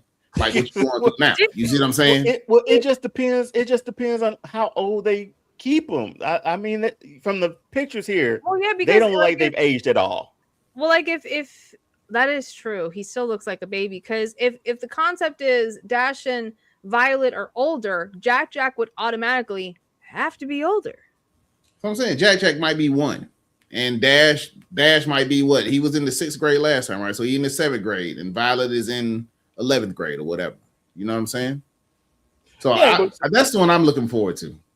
Yeah, I don't want to see more. Will, how about you?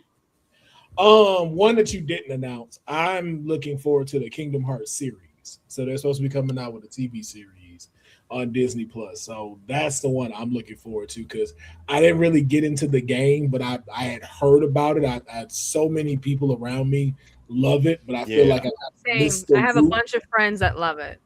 Yeah, but then for me, it's gotten too old to where I don't want to play the old style and try to it's kind of like how Grand Theft Auto when they make the definitive division. If I just came in it to start playing those, I'm not gonna play them. So I know I'm not gonna play Kingdom Hearts. But the story looks so appealing and so interesting to me. So to see them make that into a series and be able to include all the characters and then hopefully bring in some of the people who did the voice acting for them, that's the one I'm looking most forward to.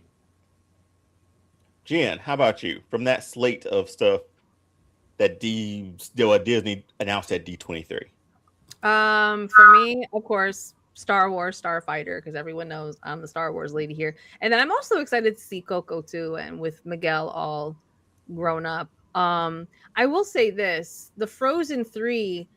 There's an interesting theory with one of the characters, like the new villain that's going to be announced. It's possible that they're going to be making a Once Upon a Time reference, if you know that show, because when they did the Frozen story timeline in there, as we all know, Frozen is an adaptation of the Snow Queen. And what they did with Once Upon a Time was they put the actual real Snow Queen as Elsa and Anna's aunt. And in the OG story, she creates snow and snowflakes like bees. And this evil villain, you saw her making bees with her magic. And I thought, oh, are they going to pull a play from that to where Anna and Elsa discover that they have an aunt also with snow powers, and she's more based on the actual Snow Queen from the OG storyline. So I thought that was interesting. You know what? They might do that because the lady that played her on Once Upon a Time was at D23, and they were talking about that, and she mentioned something to say that she didn't want things to get confused from the Once Upon a Time thing. So you might be on to something with that. Ooh, yay. I think for me of this list, obviously I did say Coco. For me, Coco 2 was going to be a big one for me because I love that first movie. Some of the best music they've ever done. But just to be different, because you sort of queued it up too. I'm going Oswald, man. He's a little bunny rabbit down there that Disney got back. Everyone loves Oswald. So I'm interested to see that. The fact that they got that back under their umbrella now, and because the whole story was that he was created, but then they didn't own him. So Mickey, they drew Mickey instead or something like that, right? So I think that was the ownership, I think that was the overall story of that character. But it's dope to sort of see him back. He's back he's not, I don't think he's like physically in Disney parks at the moment. But no, he is. He is. Oh, they put him in the because I saw merch for him. Yeah, there's Oswald that runs around. Because I saw merch for him. They required this a couple of years ago. So like it was wild. They have Oswald and Steamboat Willie. Go ahead, Will. Oh no, I was just saying they have Oswald and Steamboat Willie like walking around Disney. And you know what's the wild thing? Steamboat Willie hit what was it? Like open. What's the things that the copyright ended? It expired. Yeah. And they didn't renew it. Like the thing is, like he should have been public domain like a long time ago. Mm-hmm. But somehow Disney was still like, here's a couple of dollars. Here's we gonna hang on to him. But what was a few years ago? They were just like, all right, just let it go. And that's how you get those Steamboat Willie horror movies and what the Pooh horror universe, whatever that mess is. But I'm anxious to see that, but definitely Coco 2. And pretty much, man, Starfighter comes out May 28th. And Aaron Pierre is in that one too. Yeah. Aaron Pierre is in that one. He is in that one too. Yeah. And it's a Bluey movie, man. It's gonna that should be fun. Okay, so was I the only one that I was like, why am I excited about this Bluey movie? I don't even watch Bluey. They also I ain't never seen one. I gotta mention they Australian dingoes, man. I gotta mention two more quick things. Can we talk about how we got Glenn Close to come back as Cruella? I was saw that. Hey, up out of my seat like nothing. And then I'm happy about Princess Diaries 3. yeah, I'm not gonna lie. Like everybody got excited about what it was. I think Friday or Saturday when they announced, the whole like experience about Villains Land and all of like what parks are opening. That was a great showcase that they had. Well, Yes. Villains Land was originally planned, I think, years ago by Walt himself, and it just he just never did it. So the fact that we're getting it, John, thank you, sir, thank you. Yeah. And to have Glenn It's only right that there's a Villains Land, man. We You know, need a I Villains mean, Land. your villains I are better just not as see.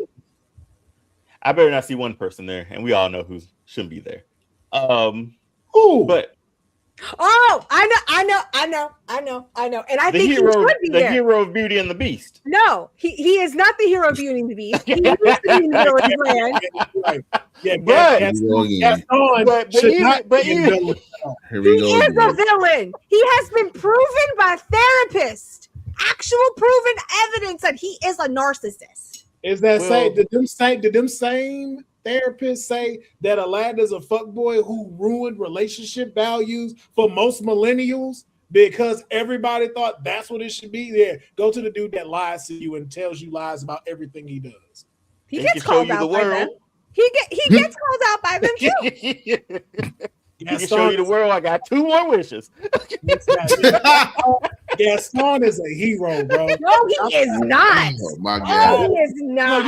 you know how bad it was that people had to try to throw in like, oh, so you're gonna say a person who's gonna basically sexually assault his wife and stuff like that. I was like, ma'am, this is a Disney movie. I don't know why you're trying to take it there with this theory. First of all, it's all jokes. Don't know why you're trying to take it with that. If you're trying to say that about people in forced marriages, that's a whole different political side you're trying to go on.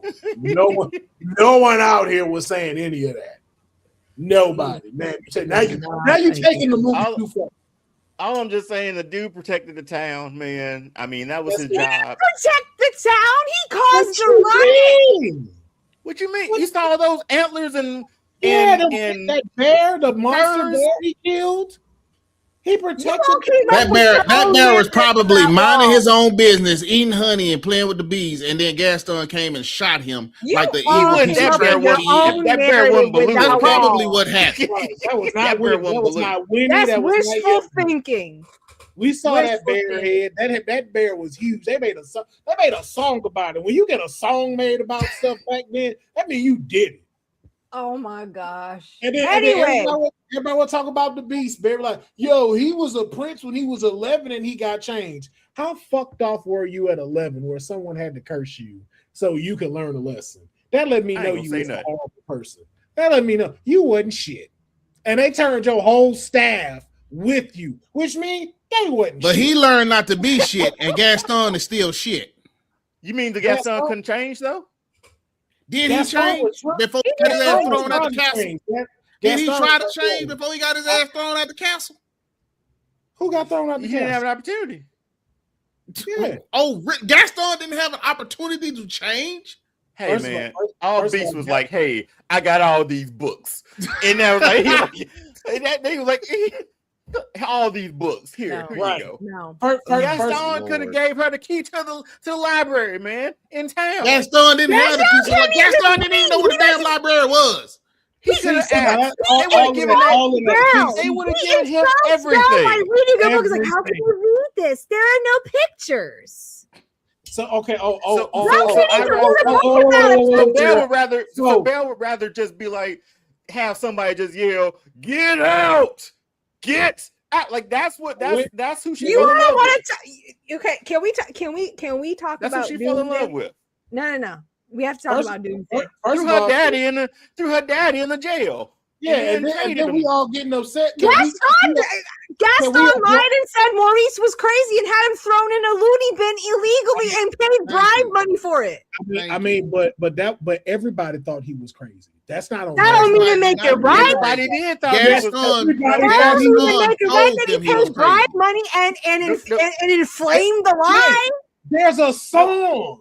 that says he's crazy and his crazy daughter is made by Gaston. It's Made his by lyrics. Gaston. That's made by the townspeople. You can't put that on there. Townspeople make legendary movies and songs. Gaston is a Those are manipulator. Gaston's lyrics.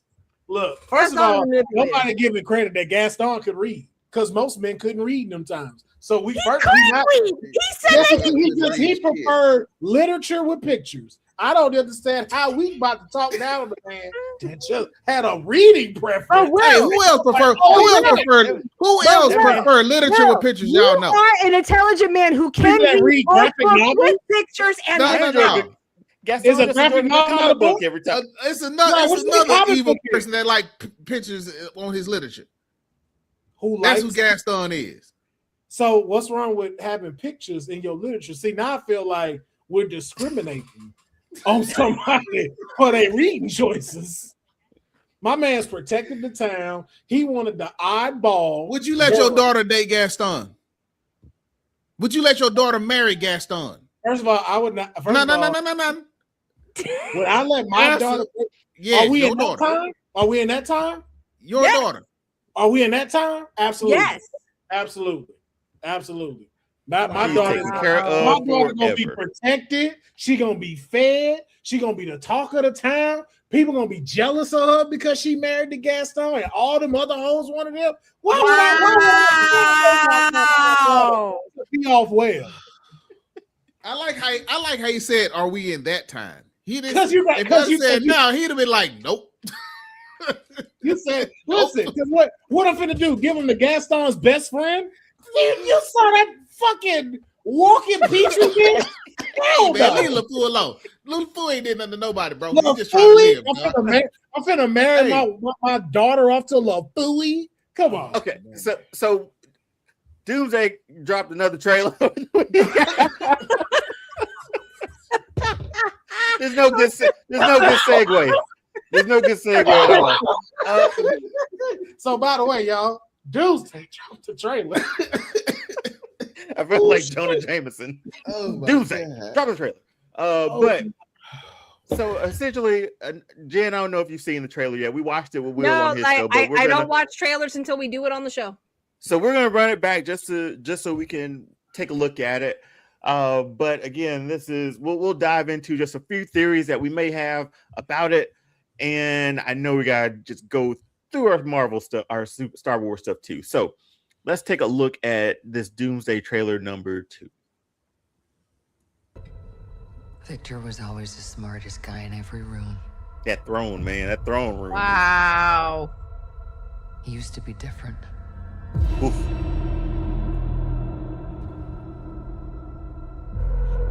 He used to be kind. He used to be caring. And Yeah, then it's like we just got our tails whooped, man. We everything he loved was taken from him. I knew he was lost, but I did not realize that he was broken.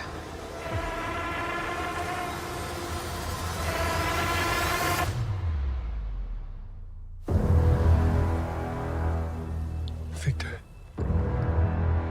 did you do this? All of you Oh man, have we do it. used, stolen lives.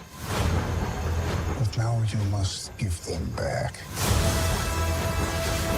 Answer me, Victor! Did you do this? I swear, you will beg for a hell long before I grant it. Two fingers.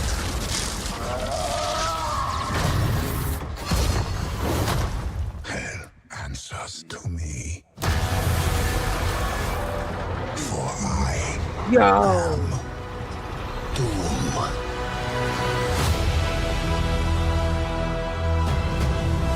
It gets better every time I see it, man.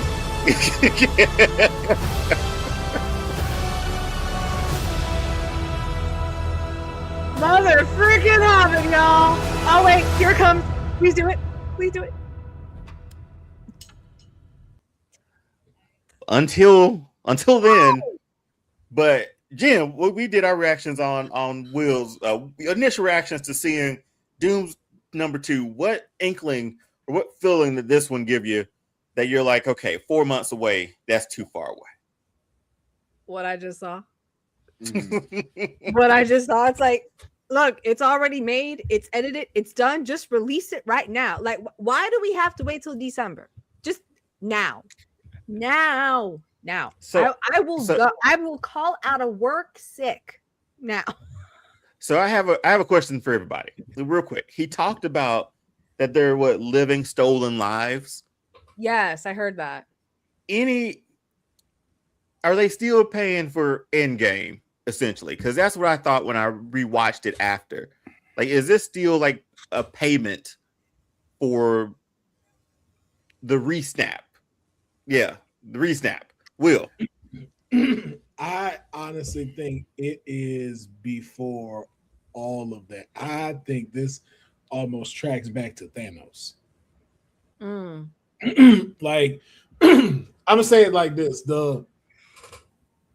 I still feel that Doom could have been played by somebody else. Because even watching this right now, I'm just like, this could still be another actor that would have pulled this off excellent.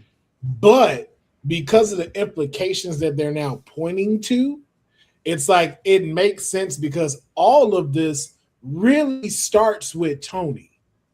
Yeah, it does. The anchor in this is that Tony was not supposed to survive, and he is the first one that led a stolen life. Captain America being brought back from the dead, that's a stolen life because he was supposed to die. Bucky Barnes. Bucky Barnes. Thor was not supposed to get his hammer back. At least not at this time. So you're already leading to those. And then you get to Infinity War. You lost. That's the part. Yeah, so like people tend to really forget, like, y'all are the bad guys. You lost and defied all the rules of physics, put the entire multiverse in jeopardy so you could bring your friends back. Not the universe, your friends back. Well, yeah, because Tony in that film discovered time travel. Easily. And then most of everyone who survived went to different timelines and disrupted all of those timelines. Mm-hmm. Think about it. Like Spider-Man's May was not supposed to die. We've not had a Spider-Man where he loses both of them. Because of this, you changed and altered your destiny. Yeah. Same thing with Thor with Love and Thunder. You defied all logics and created love, an entire infinite being into a person. You've changed. Then when you look at everything the TVA has talked about, one little pebble in every stone, and now you have this person who has taken every possibility, merged it into a tree, and the end point is him. You changed and altered so much that it altered this man's life, and he learned of that. To bring and he lost probably because of that. He lost his family. He lost his, because you brought up last time that might have been his mom. Like, it just might have been a mom, not a like wife or something. From that painting. But yeah, go ahead, Jen. I was gonna say, because you mentioned the TVA, and to go back to the conclusion of season 1's Loki, because we see Loki in here, and how Kane was talking about, if you kill me, you're going to release him. What if that was more in line of he was actually referring to Doom? No, he was talking about another version of himself. Well, also, are we sure though? I mean, remember though too, in some of those versions, Doom is his great grandfather. There's certain things where Doom is his actual like descendant, because there's a version where like Ramatut meets Doom back in Egypt and stuff like that, and that's actually his family member. But keep in mind, they cherry pick. They cherry pick sometimes. So yeah, but anyway. But it is about that. And then too, like you look at Steve completely changed everything, because I know there's some folks that are hinting that Steve went back and in a timeline that created Fantastic Four's timeline, he's the reasoning for why they're in the 60s, like the futuristic 60s, like they are, because World War II never happened. Which again, that's a big moment in history too, to not have happen. But then also too, this is that same history where this guy who decides to wants to better himself loses what he loves the most and then becomes this person. Because again, I know they keep showing the tapestry of like we said, there's like, oh, that must be his kid and his wife, but I'm just like, nah, that might be his mom. And Mephisto got her, because again, Mephisto is here. Ghost Rider is. So if there's any time to start implementing magic, it would be with this. And then what was real curious to me was there's a part where they're showing the shot where she's talking about, I didn't know he was broken, and he was holding, like, he was just standing there. Yeah. What got me interested, and I saw this today, and I was like, wait, there's robes flailing at the top right, at the top left. I said, so are those the witches standing next to him? And then it looks like they're looking down as if Battle World or some portion of Battle World is shaping. Because like if you go back, I don't know if you could go back there, but it's like if you look at it, like he's doing this like something, he's watching something happen. When he brought the which part? When he brought the she's like, I knew he was lost, but I didn't realize he was broken. Where they start showing him just standing there before we get to the destroyed city. I'll just run with no sound. We can look through it here, talk over it. Rather than and I still believe this one, half of their friends are dead. That we've already took the loss. See, this could be him. That's probably his mom. I think that's his mother. Yeah, because he's really young in that depiction. Not that you can't be in a relationship with a height difference, but he just seems too young. But this wraps around the time where this happens and he starts learning magic. But no, not that one. No, sorry. And then even seeing too, like the evolution of him, because so they're playing this. Yeah, this is definitely after they done got their ass kicked. It seems that way, man. And this part right here, this part, you see that? Like he's looking at something happening. Yeah. And the witches are standing there. Because supposedly this might be Battle World that they're on right now. And this might be the Manhattan part of Battle World. Boy, man, we are. Wow. Yeah, like you said, but look at all of this. Like all of these lives were, again, even Loki. Loki's supposed to be dead. Loki was dead. How many times did Loki die? Yeah. Several times. You crack, like I think too, like like all of these things caused incursions based off of everything everyone did. Opening these rifts in space to be able to jump from one part of the universe to the next. The crack that Doctor Strange did, like all of this stuff has ramifications. Yeah. There's always an effect from a cause. But I really feel like, because even in watching this trailer, Doom has two different suits. Which means Yep, he does. Go ahead. Go ahead. What you about to say now? Because I want to know your No, because it's I think you brought it up when you brought it up on your show on Saturday. The two like crap. I wish see if I have it somewhere here. So like the two there were different than the one I think we saw earlier. I don't think they've changed. When he flies out of the window and he does the superhero landing, that's a different suit. So he's attaining power as we go through here. Well, I think that his witches figure out the full thing he needs to become powerful. That's why I think these are two different fights that happen. It's possible, very possible. I think these are two completely different fights that we're gonna see. I really believe that as I brought it up, and people again, either don't understand it or they get it. The clock that they've been showing is not the clock winding down to when the movie releases in theaters, but until these incursions fully finish and Battle World is formed. Ooh. Look at the trailers That makes a lot of sense. because That makes a lot of sense. because all movies don't come out at the same time anymore. Like we're gonna be watching this Thursday. This don't come out Friday for us. So it's like, why are y'all so focused on showing the time? I was like, yo, he already won. This is how much time they have to stop what's going to happen. Even in the trailer, when you look at them in Avengers Tower and the Fantastic Four are there, there's a clock running. Like, this is how much time we have to try to save these three worlds that are colliding. It is back there. I've noticed it. Also, too, I noticed that a lot of them are CGI'd in there. That scene is not all of them in there, by the way. No. There's too many gaps. There's too many gaps there. Too many gaps. I think Toby's Spider-Man is also in that scene. See, and I didn't think about that a lot. And Doc, I'm gonna ask you this too. I didn't think about that until you said another off-world Spider-Man.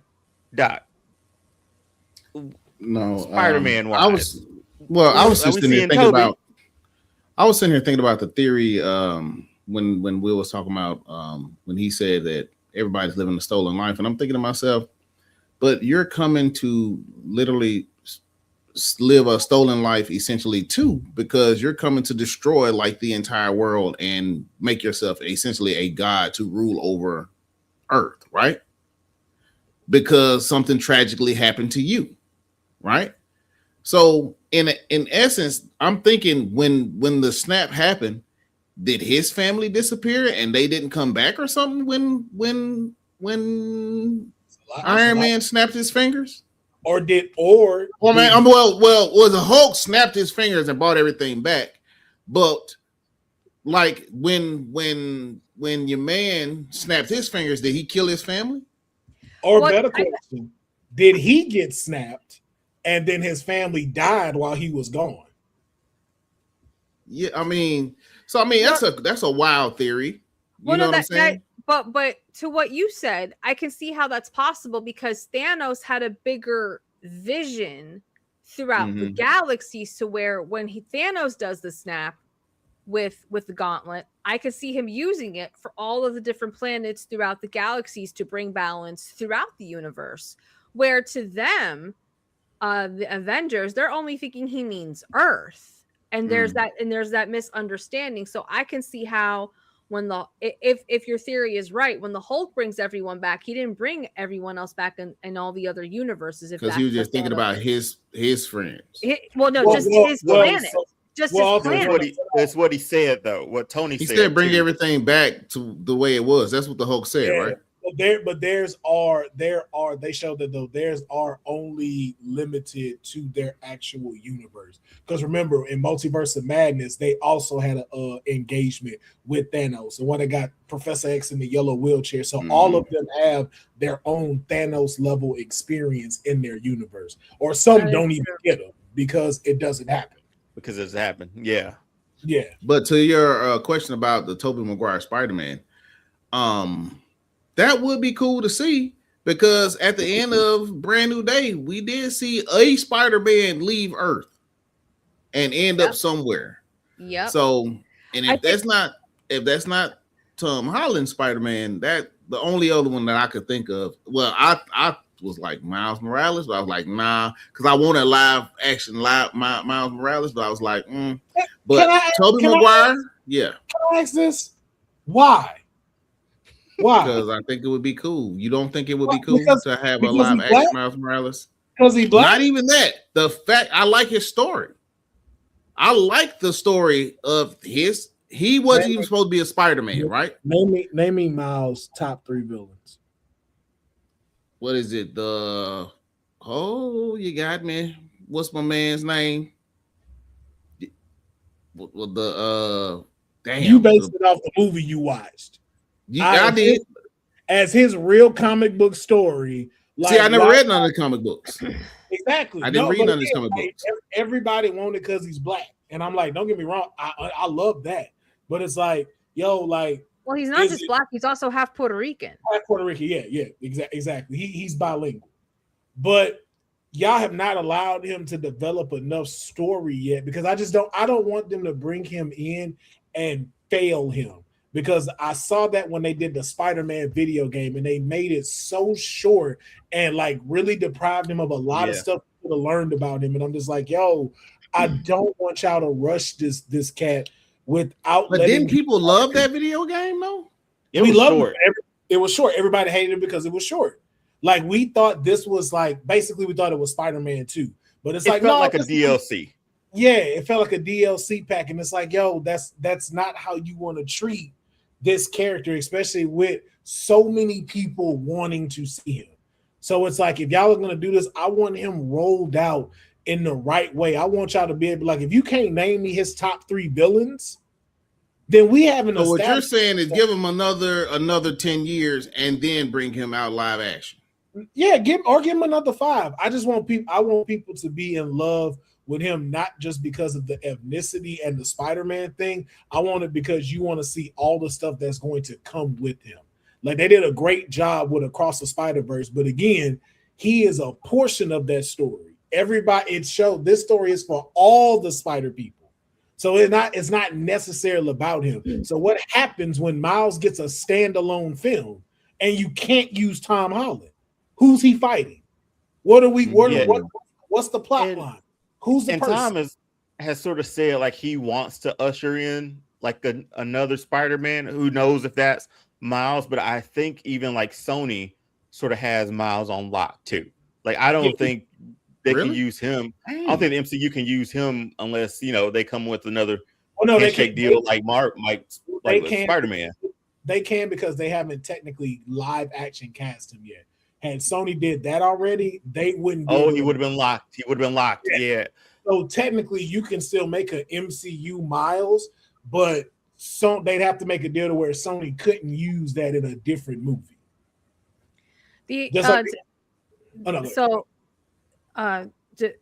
Sorry.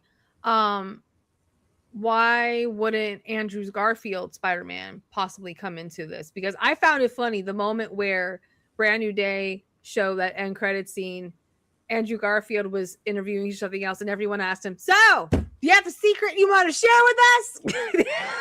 Hey, I think he in there, and if I'm being honest with you, here's my theory. I think he gonna be the one to get the black suit in Secret Wars, not Tom. Well, that's the biggest thing too. That would be interesting. That's how, because supposedly we getting the Spider-Man 3 because they just said that Andrew Garfield, I don't know if it's rumored, but Andrew Garfield signed a deal with Marvel. We're getting an Amazing Spider-Man 3? Supposed to be getting the 3rd film for the Amazing Spider-Man 3. And if it involves Venom, because that's where we get the black suit. But I thought y'all said we could. I thought y'all said he couldn't do Venom. No. Remember, because MCU can't do Venom, so they can't cast another Eddie Brock and make a Venom. That's why they couldn't give us a new Doc Ock or Green Goblin, and they had to bring back. Yeah. So one of the terms in Sony and Marvel's deal is they cannot use anyone they cannot recreate characters that Sony has already used in live action films. So we can't get a Kraven. Brand New Day's original villain was supposed to be Chameleon, but they had to scrap it because he was using Kraven and they didn't want to mix up the two. Morbius can't be used. Falcon, not Vulture can't be used. Kingpin is not allowed to be used in movies, but he can be used in television shows. That's crazy. Which is crazy because I was gonna say because Kingpin was in the movie first, right? No, Kingpin has not been in any MCU movies. No, he's only been in shows. He's only been in shows. Same thing with Mary Jane. That's why Zendaya is called MJ or called Mary Watson Jones, because you can't have a Mary Jane Watson because she's already been cast. That's why you can't. I was thinking about Daredevil movie with Ben Affleck. Wasn't Kingpin in that movie, right? That's Fox. But that's okay. That's Fox. Yeah, so that's a whole different deal. And then they use someone else. So again, that's this the MCU, and then again, the one that they brought in was made by Sony with Netflix.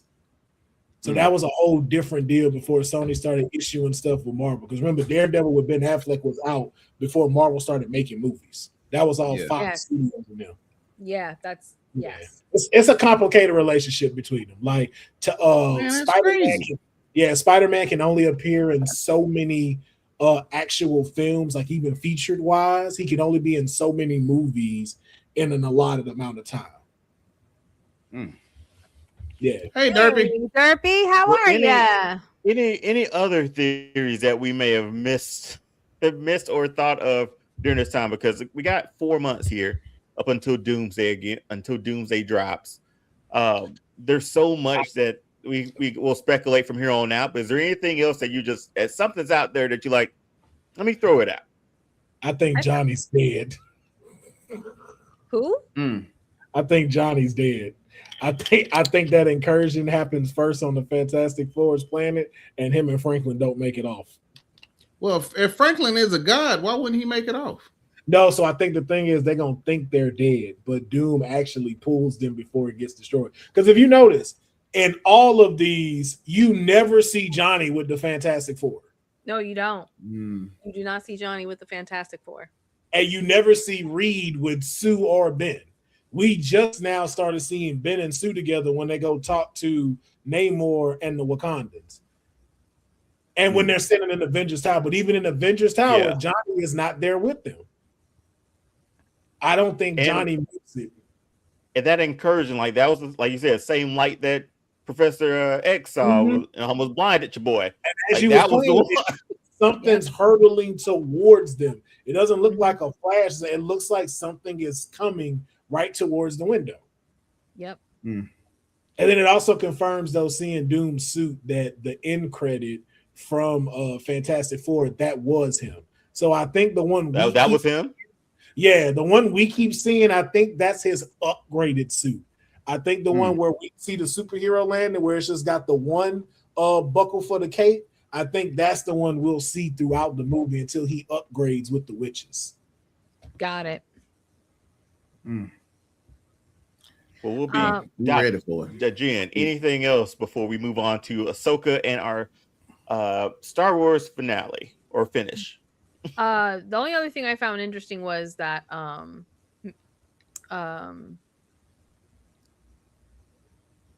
how I think I don't know why I'm blanking on his name. Pedro Pascal's character, Fantastic Four. Reed Richards. Thank you. Reed. I wanted to call him Victor for some reason.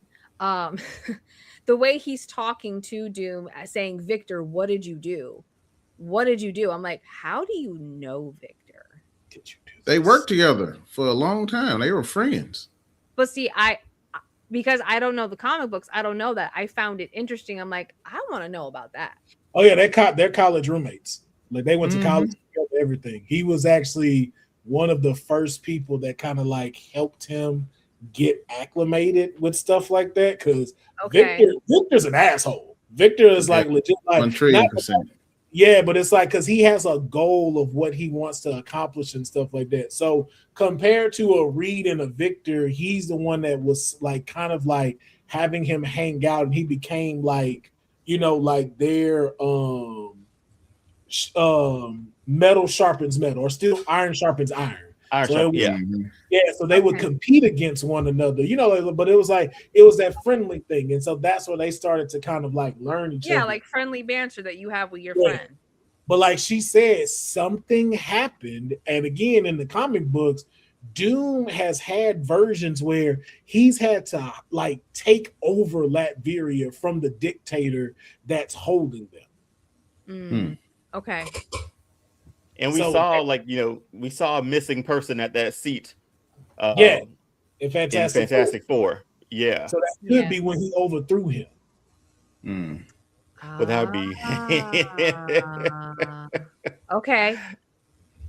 If that is the case, I didn't even think about that. I just thought that was Doom, but Doom wouldn't show up to these things. Like or would he? Would he show up to those? No, Victor might have, because look at what she was saying.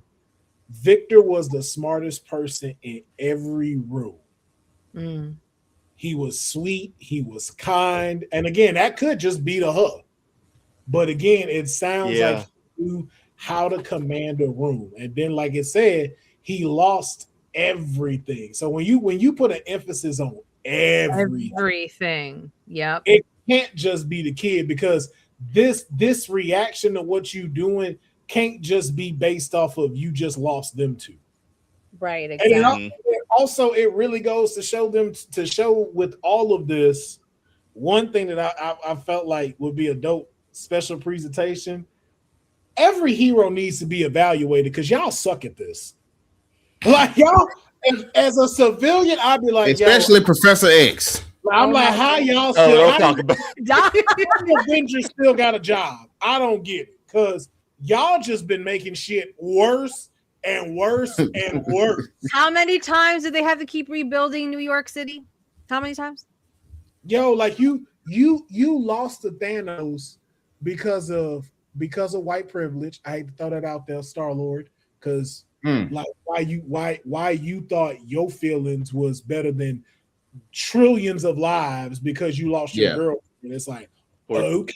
Tony was like, we almost got this thing off. We almost got it off. It was like, on his fingertips, man. Yeah.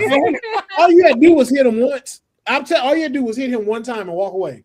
That was it. Yep. No. But you have that. You have Tony creating Ultron. Like you have had I got all of no these strings on me. And then, like, we lost to Thanos because y'all couldn't get it together. Why? Because my best friend killed my parents. I just can't be friends with you anymore. It just hurts too much. It's like, okay, so now you bitching, don't want to go work with this guy, go off to a whole different planet, lose, have the population gone. So we like, all right, that sucks, but we gotta adapt to life.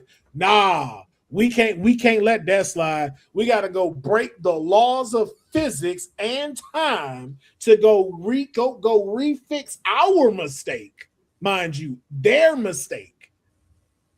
And now 3 planets are about to blow up because these people can't do their job. Also remember, Spider-Man dumbass way home. That part.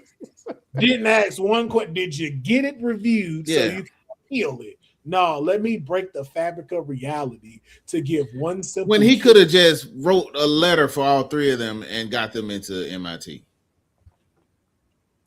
Again, they all need Dr. to be Stephen Strange. The more I watch these things, I'd be like, you know what? General Ross was right about y'all. And I'm mad y'all got me this. The Sokovia Accords. You bringing this? Oh, wow. Y'all got me agreeing with this because he right. Y'all suck at this. Y'all suck at being heroes. All of it, like every movie we have had is a catastrophic failure based off of what y'all have done. Yeah. Only real successful one as far as heroes went was Spider-Man. He's just an idiot outside with everything else. With superpower. And then though, but y'all smart. So, but he's supposed to be a genius. I was like, so wait a minute. Y'all gonna tell me all of this is acceptable, but you can't wrap your head around a former MIT almost graduate building an iron suit she was already building. Yeah. That's where y'all gotta just draw the line. All right, that's too much. This is too much happening now. Too much is going on now. Like, okay. And when you think about it, they did have a lot of geniuses on one team. You had T'Challa, super genius, Shuri, super genius, Iron Man, super genius. The Hulk. Then you got Reed Richards, super genius. Bruce Banner. They never been in the same room together, though. You know what I mean? Kanye was right, man. Too many Urkels on your team. That's why you wins low. He was right. He was right.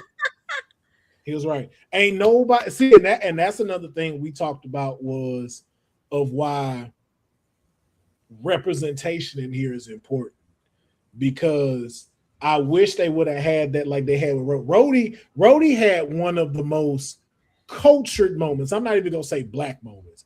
He had one of the most cultured moments in a scenario that was happening that any other regular person with some culture would say. Be like, hey, why don't we just go back since we got time travel? Yep. I'm And baby Thanos and you. yeah, it makes sense. Right? I was like, yo, where is more of that? Like logic wise. Like, why we didn't have none of that? Be like, so let me get this straight.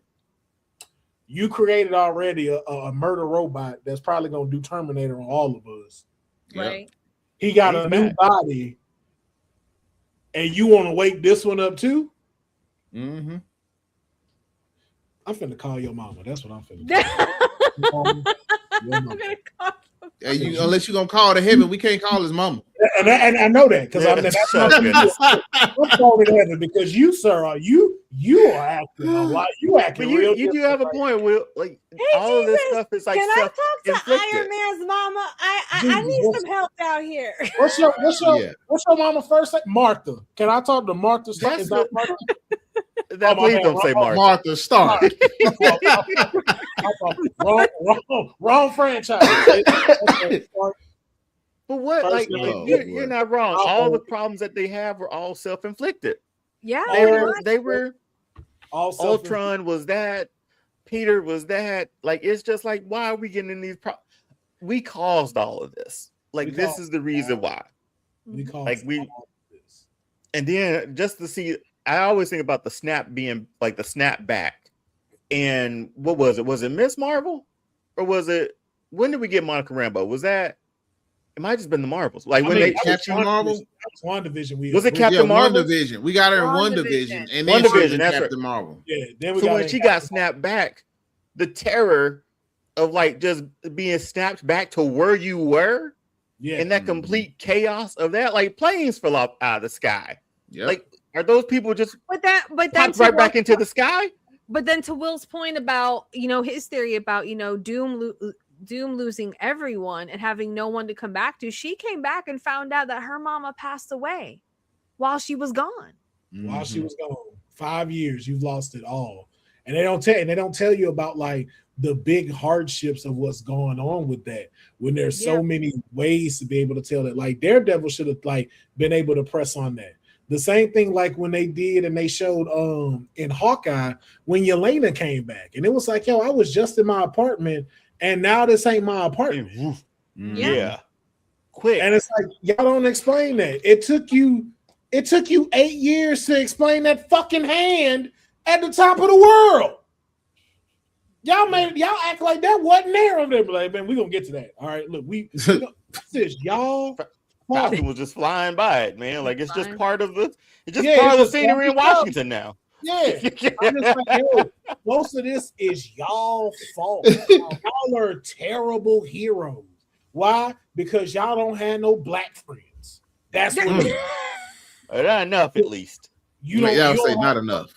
Now you don't have no Latinos there. You know which one I'm talking about too. Not Falcon. You know which one I do. I'm talking about Hector in them.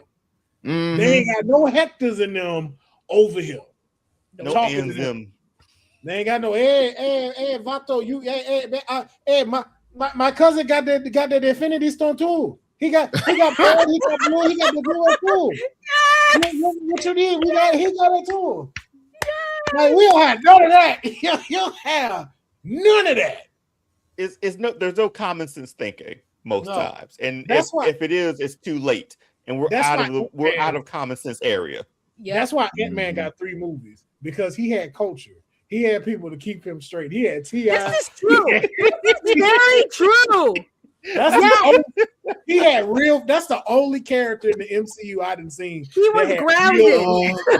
He had real friends that was well. What's the grounded. dude name with the one hitter quitter? He was just hitting everybody, knocking them out. What was his boy name? With the stories. Yeah. Oh, I love him. I love him so much. Oh my god. He said, goodness. so I was working at this bar, and then this lady came up and talked to my boyfriend. He was like, Somebody- hey, I heard that you need a job. And I was like, ooh, what kind of job you talking about? And she was like, it's a job about I love it.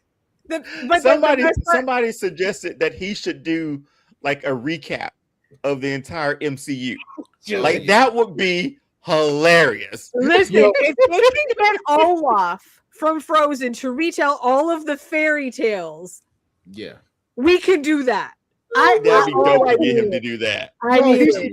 He should I do need it. all like when seasons start and new stuff. Like he should be the one that so previously on X-Men, right? So they had Yeah. he got taken over by Yes. oh no, and he was like, yo, I still love her though. And so Rogue was coming, he's like, I still love you too. And then she could touch him. And then the kids, and then they was like, oh, now I'm with you. And then he had a whole bunch of people on motorcycles coming. Yes, that would be Also dope. should have him do the recap. So bad. That And would then, be yo, funny. like they were eating pizza at the What's his name? chicken. He Is was it the Michael devil. He Pena? was the Is that devil. That is his name. Yeah, Michael Is that Pena. Michael Pena? Michael Okay. Pena. Yeah. Michael Love Pena, that, yeah. T.I. was Hey, in there. Takako. Yeah, Hey, Taco man. Go. That'd be hilarious, man. Oh But my gosh. let's go into another universe. Let's go ahead and make this galaxy jump. far, far away. What's up, Ahsoka? I'm so excited. Now, I will. Before we start this, I will completely be honest. I tapped out in season 1, mainly because I felt like there was a lot of lore that they were talking around me.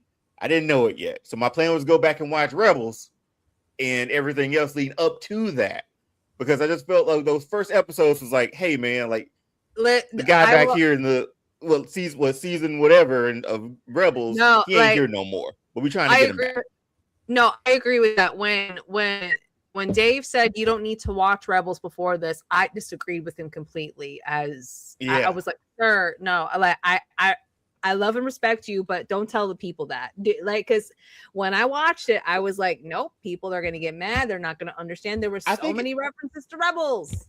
I think for me, it was just like I felt lost already a bit, but it was my curiosity that I was like, I wanted to know who she was talking about, what they went through, and to probably see that. Obviously, we know like Hayden Christensen's back as Anakin, but to see their story when she was younger, you know, I think curiosity enough wanted me to see that, and then when I finish with Rebels, I can go into this. I give granted, maybe I don't have everything, but it just felt like we were like talking around where I was like, man, I missed that. I will say this, even if you haven't seen everything upon everything about Star Wars, if you just watch Rebels before you watch Ahsoka, you will be fine. There might be a couple things you don't understand, but it won't be as extensive if you didn't see Rebels. So for someone who didn't see it and watched the full thing without like knowing any of it, I still enjoyed it. Yay! Y'all definitely shouldn't make us wait 3 years for another season, though. Thank you. Y'all gambling with that one, because at first I was like, oh man, I guess they're not coming out with another one. I'm like, well, that's okay. Like they did give us a lot. And then it was like, oh, we coming out with a second one. I was like, dang, y'all got me, but I kind of forgot what I watched. And I watched the trailer again. I was like, okay, it's coming back. That's what happened with Mandalorian season 2. You go out with Luke freaking Skywalker coming in the way he did, and you make us wait how many years for season 3? Yeah. So that didn't help it. But I will say though, watching the first season, the only thing I was ever confused about was her other 2 friends that was with her that was trying to find out like what she was happening, like the guy and the chick. Ezra and Sabine. Yeah, and then what's the one that got her too? She's like she works for the rebels now, or is that Hera? Yeah. See, I didn't know too much about them, and so I was like, okay, maybe this is where I needed to check out Rebels. But they told Ahsoka well, like I was still like, I don't know, because I don't know something like that. But I was like, okay, I like. To sum up real quick, Ezra, Hera, and Sabine, they were all part of a ragtag team just at the beginning of the rebellion, and in Rebels they come together to work together, and then they eventually work for the resistance. And Hera is a really good fighter pilot. Like she's one of the best of the beginning of Rebels. And she and another character that is mentioned in the show, but you only know of him if you saw Rebels, is Kanan Jarrus, where he is a Jedi that survives Order 66 in the universe. And he and Hera meet up at some point and start to become together. And then they do have a relationship. So Jason is their kid. Gotcha. Okay. Yeah. So They get, I don't want to ruin it too much, but they in Rebels they get connected with Ahsoka and work with Ahsoka, and that's how they all come together. Yeah, I checked out a screen rant that was like, I'm gonna tell you everything you need to know.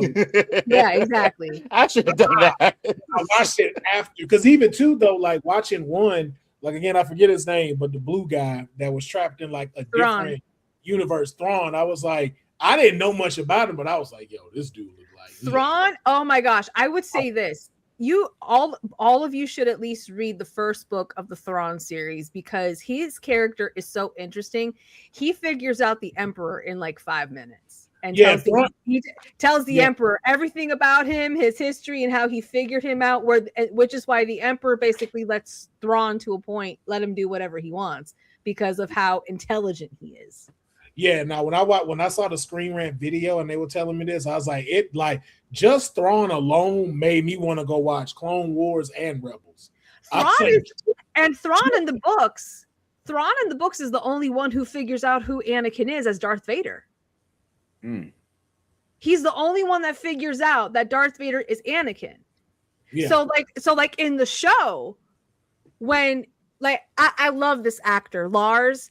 When in the show he where he's told, Ahsoka Tano is Anakin Skywalker's Padawan. When he did that face, and he went, what? Like he knew, he was like, this is actually not a good thing at all. Yeah. Because he knew who Anakin was before Vader, and then he knew what Anakin had become because of the Emperor as Vader. So he knows how powerful Anakin is, and the fact that he's like, Ahsoka was his Padawan. I'm in trouble. so let's take a look at the. Oh, you got more, Jen? Nope, I'm ready. This is why you need Jen for your Star Wars. Like this is. Yeah, exactly. This is why she can never leave. I was sold already. Yeah. Well, let's take a look at the teaser that they dropped of Ahsoka season 2.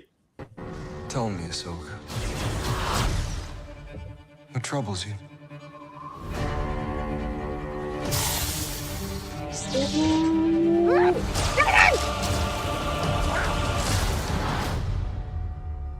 I'm always walking by your side. It's Force Ghost. Of the glorious Empire, I have returned. I took an oath to protect the Empire. I therefore declare war on the Rebel Alliance. Oh, we boarding, huh? Oh, we're gonna get another hallway scene. I had a vision. Wait, was that? What did you see? More.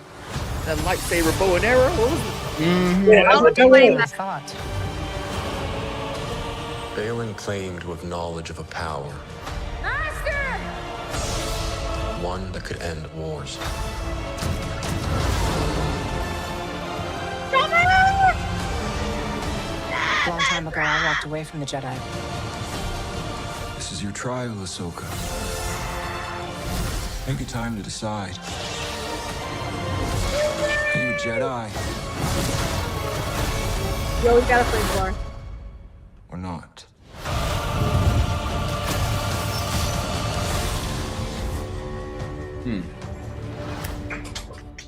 Yes! Just don't make us wait 3 years, man. I don't like that either. Like, yay! Apparently, I got some watching to do because January 2027, 20th, 2027 is when this drops. So, good grief. Hayden Christensen back, obviously in a bigger role. It looks like his Force Ghost is there. Yep. It is good to see him back, man. Like he got a lot of flack. He got a lot of flack for like unnecessary flack. That is a hill, one of the hills I will not get off of. And this is what I'm always, I think, judged harshly on is because I love the prequels. Like I love the prequels. They're good. I'm judged very harshly because I love them so much. I didn't mind it, man. Not everybody likes saying, you know, I get it. Like I get it. Not everybody likes sand, Well, the you know. course gets everywhere. I've been to the beach so many times. My beach bag. I Yeah. went to the beach. I didn't go to the beach this year, but I went to the beach last year. I pulled out my beach bag. Guess what's in it? Sand.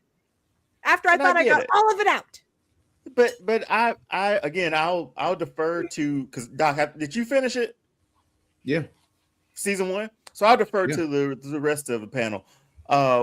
With what you saw from this teaser, and again, 3 years left. Oh yeah, we did see that moment. But let's talk did. about that bow and arrow lightsaber. Where'd that come from? Because I didn't know those existed. I knew the whip existed. Didn't know So a that's bow not and real- arrow existed. That's not really a lightsaber. The first time we see a bow and arrow, It of glowed, that- Jen. Jen, Let- it glowed. Let me. Can I explain? Jen. Can I Jen, explain? But it goes. You don't even but give it glowed. a chance. Jen, but Wow. it glowed, Jen. It glowed. Go ahead. Just know what we just know. I'm not like, denying the glow, but let me speak for Mother Hobbit's sake. Anyway, so the first time we see a bow and arrow like that is in the Bad Batch with Omega in season 2 with that group, because Omega is a clone that was made, and she's, I think, either one of 2 females or a very small percentage of females.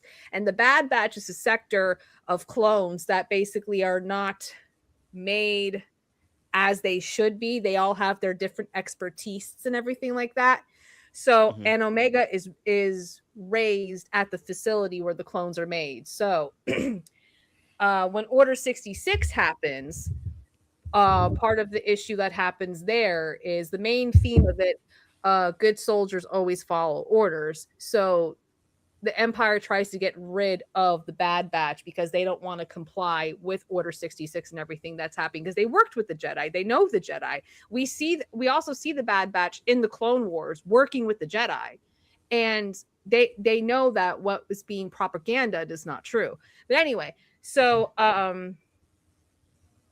yeah, we see this weapon in that show in season 2 with Omega, because she starts going on adventures with the Bad Batch, technically her brothers, and going on missions, and that is her weapon. So that's where we see that. It's not really classified as a lightsaber. Yes, I know it glows, but there's other types of technology. Blasters glow, okay? You see blasters fire and they glow. It fires out. The bullet It fires out. Yeah. But anyway, the trigger isn't glowing. Like, but looking at those characters, and I could be wrong, they actually look like the Sisters of Dathomir, where Darth Maul comes from. So it could be a clan of witches that we're actually going to see, because we had witches in season 1. This could be another fragment of witches, because because you do see the Dathomir witches in the Clone Wars. In the Clone Wars a lot.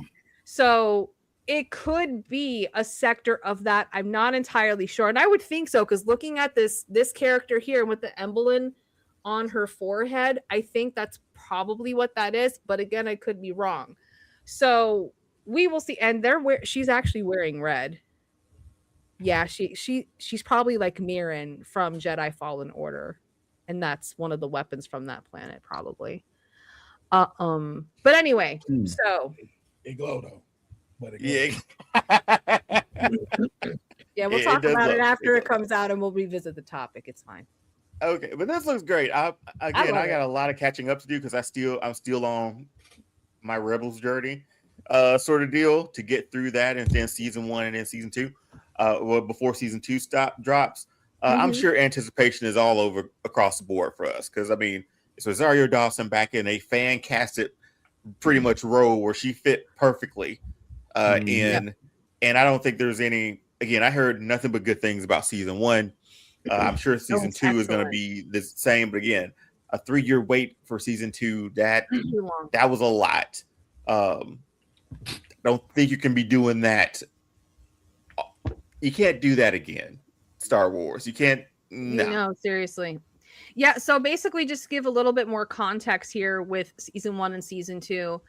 They definitely are setting up because there's another book for Thrawn called Heir to the Empire, basically him taking the place of Palpatine and starting the Empire over again.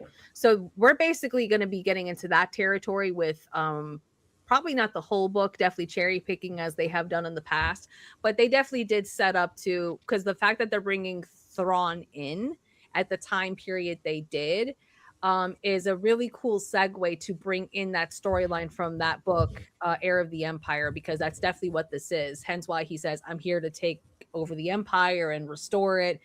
That's all part of that book. So this is gonna be dope. Well, we will also be taking a look at it here on All Star Fandom. I'm sure we'll have reviews for it. If it's just Jen by herself, she gonna be on here. That's right. I will talk about it by my happy little self. But going into our last day, let's have some fun real quick. So, so apparently there's a Marvel Star Wars crossover, Hope Assembles. It's being written by Kevin Smith, I believe. And so this is what we were going to do on Will's show, but this is where the crossover sort of happens. So Will's on our show this week, so we can go over this. It's going to be sort of forming our own teams for our Marvel Star Wars crossover. So first team we're assembling, our Avengers team. So this is 6 members. Doc, who's on your Avengers team assembled between the Star Wars and Marvel? Ahsoka, Mandalorian, Black Panther, Dr. Voodoo, Yoda, and Rada the Hutt. You pulling Rada You need some muscle. You need some muscle, bro. And he's an undefeated gladiator. Give me your who list is again. on a journey for good to change the name of his family. Give me your list again. You got Ahsoka, Mando, Black Panther, Dr. Voodoo, Yoda, and Rada the Hutt. Am I missing one? Nah, you just got that's it, right? When you do Marvel, but hey. Yeah, you got more Star Wars than you do. I thought I heard more. But it's just one. Yeah, like he got two Marvel people in there. He was like, if I'm taking anybody from Marvel, it's black people. Black Panther. Well, no, it's Dr. Voodoo, because Dr. Voodoo, of course, is the strongest, of the sorcerers. I was like, you need him because he got all the magic. You know what I'm saying? And then you need Black Panther. You need a genius, right? And then you need Yoda, who taught all the other to fight. You see what I'm saying?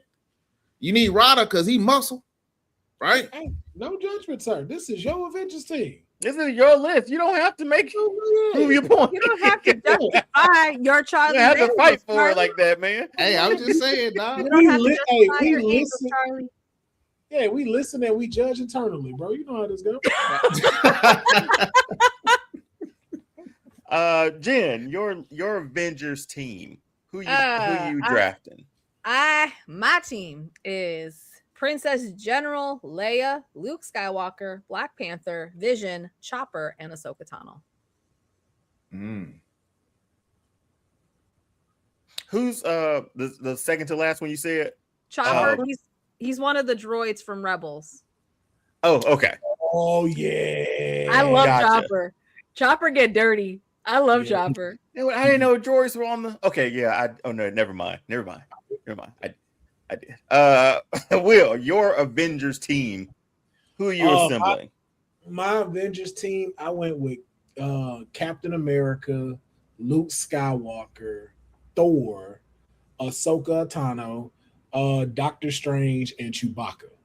Because that shit was that's a good mix. That's a good one. That's a really good one. My Avengers team, I also took Cap. I needed him on there. It just seems right. I got Han Solo on there too. I feel like that dynamic could be fun. Need somebody to run guns. Say what? Need somebody to run guns with you, huh? We got some more guns coming. Got Mando. Got Mando coming. I got Mando. I got Mando coming. Ahsoka, I got her in there too. We all have Ahsoka. Everybody got Ahsoka. Everybody got Ahsoka. It just, Bro. You got it makes sense. It just makes sense. I got the Hulk in there as well, and I need one more. Man, I needed one more. You know what? Some more women. Captain Marvel is on mine. So, Okay. so my team is Captain America, Han Solo, Mando, Ahsoka, Hulk, and Captain Marvel. I'm gonna write these down. I should have put them in the ticker so we can at least have a ticker going with our teams, but like a real draft. But that was our Avengers team. Solid list of Avengers. Do we want to pick a best team, or this is just our team? Will, I should have threw this to you because this is your show. Because I wanted to save this now because I was This is- because again, I don't want us to run too over because I know y'all like to keep it in a small space, but I would love to have it on Strat of a comic book where we figure out which team would win. And That's the next crossover. And I'm letting you know now. Me and Dion's team dog washing y'all. Don't underestimate mine. Don't underestimate mine. Well, okay, Jen, say yours one more time. Mine is Princess Leia, Luke Skywalker, Black Panther, Vision, Chopper, and Ahsoka Tano. I'm just running Hulk through. Man. We gonna You know what 5 or happened to 6. Hulk? You know what happened to the Hulk if he come against Yoda? He get his ass tossed up. Who picked Yoda? I did. He did. You didn't pick Yoda. Yes, I did. Yeah. Did you? He did. Right after I didn't write it. right after Dr. Voodoo, he said Yoda. Okay. Yeah, okay. Yoda was the last one on his list. I didn't get that one. Okay. And then who was the big muscle? Because that was the last guy. Rada the Hut. Yeah, that was the order. Rada. Yeah, man. I think All y'all we ain't gotta saving the galaxy, man. We got a shot with. Do not disrespect mine. No. Do not disrespect. Yeah, but that's all we So- gotta have out of a comic book next week. They gotta have. So how? That's the battle. Well, yeah. So your Thunderbolts team. Who did you assemble for this one, Jen?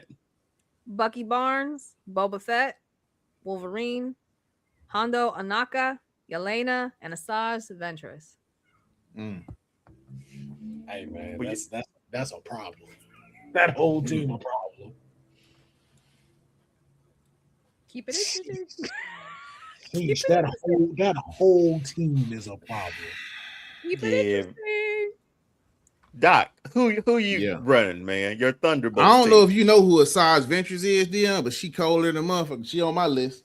Asajj Ventress, Frank Castle, Riri Williams, Bucky Barnes, Darth Maul, and Osha from Ooh. Acolytes. That was the good twin. Osha, Lights that almost turned red. yes. And she got magic too. And her and Riri both got magic. Yes, I love Osha. I'm gonna go ahead and get mine. Will, I'll leave you for last. My Thunderbolt team is Darth Maul, Deadpool, General Grievous, Boba, Punisher,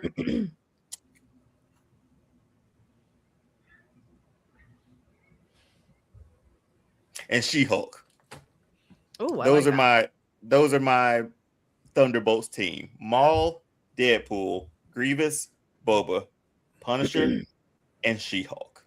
Real quick, Takako shared hers. Yeah. Takako, I don't know if this is your Avengers list or your Thunderbolts list, but she has shared K2SO, Chopper, IG-11, Winter Soldier, Wolverine, and Okoye. Man, that gotta be Thunderbolts. That's That's gonna be the Thunderbolts list. They have questions. I like those. I like the droid you judgment. picked. Takako. You Those got- are good You got droids. to Chopper pick. and IG-11 on the same team. This is Thunderbolts. With K2SO, come on. This is Thunderbolts for sure. That's Thunderbolt. Now that is. Will, round us out, man. Who you're taking on your Thunderbolts team? I mean, we all got man. That's just a few you just can't not have in there, man. Of course, I got the Winter Soldier. I got Darth Maul. I got Yelena Belova. Yep. Boba Fett, Omega Red, and then Din Djarin. I like how you and I have some of the same ones. Respect. But don't Mando got morals though, don't he? He has a code that he lives by. Well- He's a little religious with his code. I'm talking about Prime Boba Fett that didn't give a fuck. Oh. Before he fell in the hole, Boba. Oh yeah. Oh no, I know which one you mean. Yeah. Oh, yeah. That's for me on my list. Same one. That Boba Sometimes Fett. he didn't do it for the money. Be like, hey, I got the credits. Don't worry. Don't worry about it. Yep. Don't worry about it. They be like, well, I guess this is the way. No, I'm the way. Okay. You got it. All right. Next one up. Your one big bad villain fight. So this is villain from Marvel, villain from Star Wars. Oh, we're doing a fight? Yeah, your one big bad villain fight. Like if you have to pit two people from both universes against each other, who would that be? Okay. Will kick us off. Man, don't judge me. Don't judge me. You're in a safe space. Man, I had who dang it. Hold on, I wrote it down. Where did it go? Oh no, I think I deleted it. Should we come back? Oh no. This is why Dion and I have old reliable pen and paper. I should have wrote it. Right here. I'll go while you find yours. My big bad villain fight. Oh no, it's not. I didn't pick a villain. I didn't pick a shoot. Doc, take us away. Darth Vader versus Thanos. Darth Vader comes in, and this is just for show. He'll turn the lightsaber on just for show, and then grab Thanos by the uvula and choke the shit out of him, and then walk off into the smoke and call it a day. That's actually Vader's MO. The only thing he's going to decide is if he allows you to see him do it, or he does it from behind where you have no idea what is happening, because he's literally.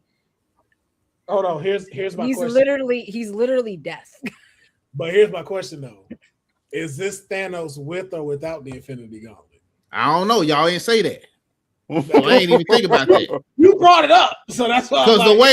Because the way he whooped the Hulk ass without the Infinity Gauntlet, I was like, he just cold. He a Titan. He essentially a god, right? He's just a cold Titan, right? Before he got all the stones, yeah. True. He did rock Hulk pretty easily, man. Like he played with his food pretty much, man. Yeah. You know, I think I got mine. I don't know if we consider him like a big bad, but he's a villain nonetheless. I'm going Darth Maul versus Taskmaster. Ooh. Because I want to see some good fighting. That'd be a long fight, dude. Because Taskmaster learned your moves as you're fighting. I'm here for it, which would be such a challenge. And Darth Maul got several fighting styles. Like that would be a long fight, bro. But it would still be a challenge for Maul. It would really challenge Maul, and I would love to see that. Jen, who you got? Darth Vader against Loki. I want to see that. The mischief, yeah. Ooh, the god of mischief. I would love to see what Loki could possibly do, just because the combat's not there like it needs to be. Like he grew up to the point where his combat skills should be higher than what they should be. You know what I mean? He should. Because like Anakin in his Vader in his long era of Vader, he always has a turning point with the Force where a lot of people think they've bested Vader and they think he's dead. And because he's so powerful in the Force and how he just turns it up to another level you've never seen, I would love to see him and Loki just go at it. Where Loki, how before his redemption in the Loki show, like cocky Loki, that's the Loki in my mind. Like, let's God, you dull creature. Yeah. That Loki. Pa. Yeah. Yeah. All right, but Will, you got Vader did you get against yours, Loki. Man? I found it. I found where I wrote it down. What you got? I said, give me Magneto versus Star Killer. Oh, yes. That'd be fire. That'd be fire. Oh, yes. We Who ever think will Star Killer was win? gonna Oh. make an appearance at all in anything? Let's not talk about that. Let's not. Wait, who? Okay, we don't have time. We don't have He talking about live action Star Killer. Real I don't quick. have time. Takago put hers in the chat. She put Thrawn again versus Kang the Conqueror. Everybody lose that fight. Everybody. Whoever in the middle of this trying to stop both of them, everybody died. But okay, question though. Wouldn't Kang win because of all the Kangs? Nah, you have to think about it. Thrawn would be able to know each and every single one of their tactic plans. This is imagine if they exist, the Thrawns exist too. So if he met up with the other Thrawns, this is why I say you should at least read the first Thrawn books. So you understand Thrawn, his thinking, the way he moves and calculates. Because when I read this book and how this creature, who we really don't know what kind of alien Thrawn is, figures out the Emperor in literally 5 minutes. And the way the Emperor actually feels fear with him. Like Palpatine don't fear nobody. Nothing. Yeah. He be like, hey man, hey, like at this point, he only fears two things: Thrawn and Anakin out of the suit. Hence why he's in the suit. That's about it. But besides that, they be like, yo, man, fuck Thrawn. Hey, whoa. Hey, be quiet, man. Hey. Let's not talk about that. Listen, Linda, listen. Listen, Linda. Linda, listen. You gonna make me have to execute another order. You be, hey, chill out, man. Chill out, man. Be like, man, I thought, hey, bro, you the emperor. Hey, man, why you sitting? Yes, I am the emperor. I am. Hey, man. Can we? You being real Darth right now. I need you to lower. You're being real. I'm like.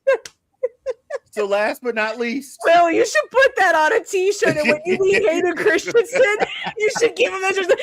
Whoa, man, you're being real Darth. Darth right now. I want you to know that. Yeah.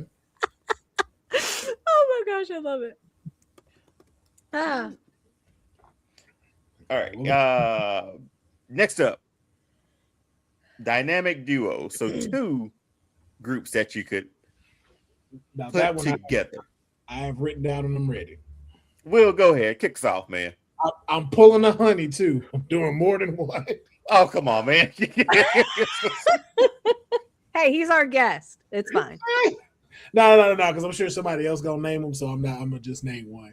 I want to see a dynamic duo of Wolverine and Darth Maul. Oh, damn. Just it won't be a lot of jokes. It won't be a lot of jokes. No jokes, as a matter of fact. How Maul's patience is gonna be tested with Wolverine. Oh, I want the Wolverine. I think Wolverine's patience would be tested. But I know, but like seeing Maul's patience be tested, they might actually get along better than we think. I feel like right. Probably, yes. I feel like they really would. Yeah, because if you give me that, it would be like an unlikely friendship, and you're like, man, this works. Because they really get it. Because it's like, listen, I don't like you. Good, I don't like you either. But we really don't like them. So let's get it. Yeah, that's exactly. Exactly. Jen, who you got? Your dynamic duo. Oh, what are we doing? 2, Will? 2 groups No, or just one? Okay. Oh, but one thing I would throw in there too in the story, Darth Maul got to get animanium legs. Oh, yes. Snap. Yeah. He got to get something animanium. Yep. Either that or his lightsaber got to be animanium where you can't break it. Dude, how would that work though? An animanium lightsaber? I mean, just a handle made. Okay. The hilt. Yeah. The hilt. But more likely his legs would get it before the legs make more sense than the hilt, to be honest. Yeah, it does. The legs make way more sense. So the thing is, you don't ever have to worry about being chopped in half again. And he make that jump. That would be talk about prayers answered, man. Right. Jen, who you got? Ahsoka Tano and Black Widow. See, that was gonna be my second choice, was something with Ahsoka. That's why I was like, I'm not gonna say it. Yeah, that's a good one, Jen. That's a good one. Say it one more time. Ahsoka Tano and Black Widow. Yo, can you just intergalactic espionage? Yeah. That part. Like, just sit with that. Galactic espionage on a grand scale. Takago shared Peter Parker and Darth Maul. Oh, that's been an interesting duo. In his spider phase. Darth Maul nerves in spider. Yeah, that's an interesting duo. He's really gonna have his patience tested with Peter Parker. All right, Doc, who you got? Rocket Raccoon and BB-8. That need to be a show. That need to be a whole show. Need that. I need that. Oh my gosh. Yes. That's really good, man. You making anything a special presentation for? You know who else I would love to see with Rocket Raccoon? If we want to do one swap out, I want to see Rocket Raccoon with Chopper. Yep. The madness that went into. I'm so fascinated by the BB-8 situation there, man. Where it's like, could we just little cute genius with the little mastermind genius? Yep. Look, now you said that, I need them, Chopper, BB-8, R2, but then I need Rocket, Howard the Duck. Yes. What's the dog that talks? Cosmo. Was it Comet? Oh, Cosmo. Yeah, Cosmo. I need all of them in a poker game, just talking crap. Yes. A scene with all of them in a poker game. Oh, I would eat that up. So, hey, Groot gotta be there. Groot gotta be there for just random. Well, I had my second group was Groot and Chewbacca. That was my second duo. That would be dope. Oh my god! You know, to be a great tie-in, that's actually where Groot's original people were from. Is Chewbacca's planet, and that's why Chewbacca know how to talk Groot. Yeah. Takago put actually Han Solo and Peter Parker. Now that's a drive each other nuts. Yeah. That's a comedy waiting to happen. Right? That would be hilarious. Oh my gosh, I would love it. I can just see Peter sitting in the Millennium Falcon, but don't know nothing about Chewie, and Chewie just walk up like, you in my seat, and he just yeah. Yes, I'm here for it. Like, he's in the captain's chair. You see this thing standing next to me too? It's not a thing. He has a name. Yeah, he has a name. I just told him you had a name. Calm down. So speaking of Han, I'm gonna take Han. I'm glad I'm not the other one can't do I'm it. sorry.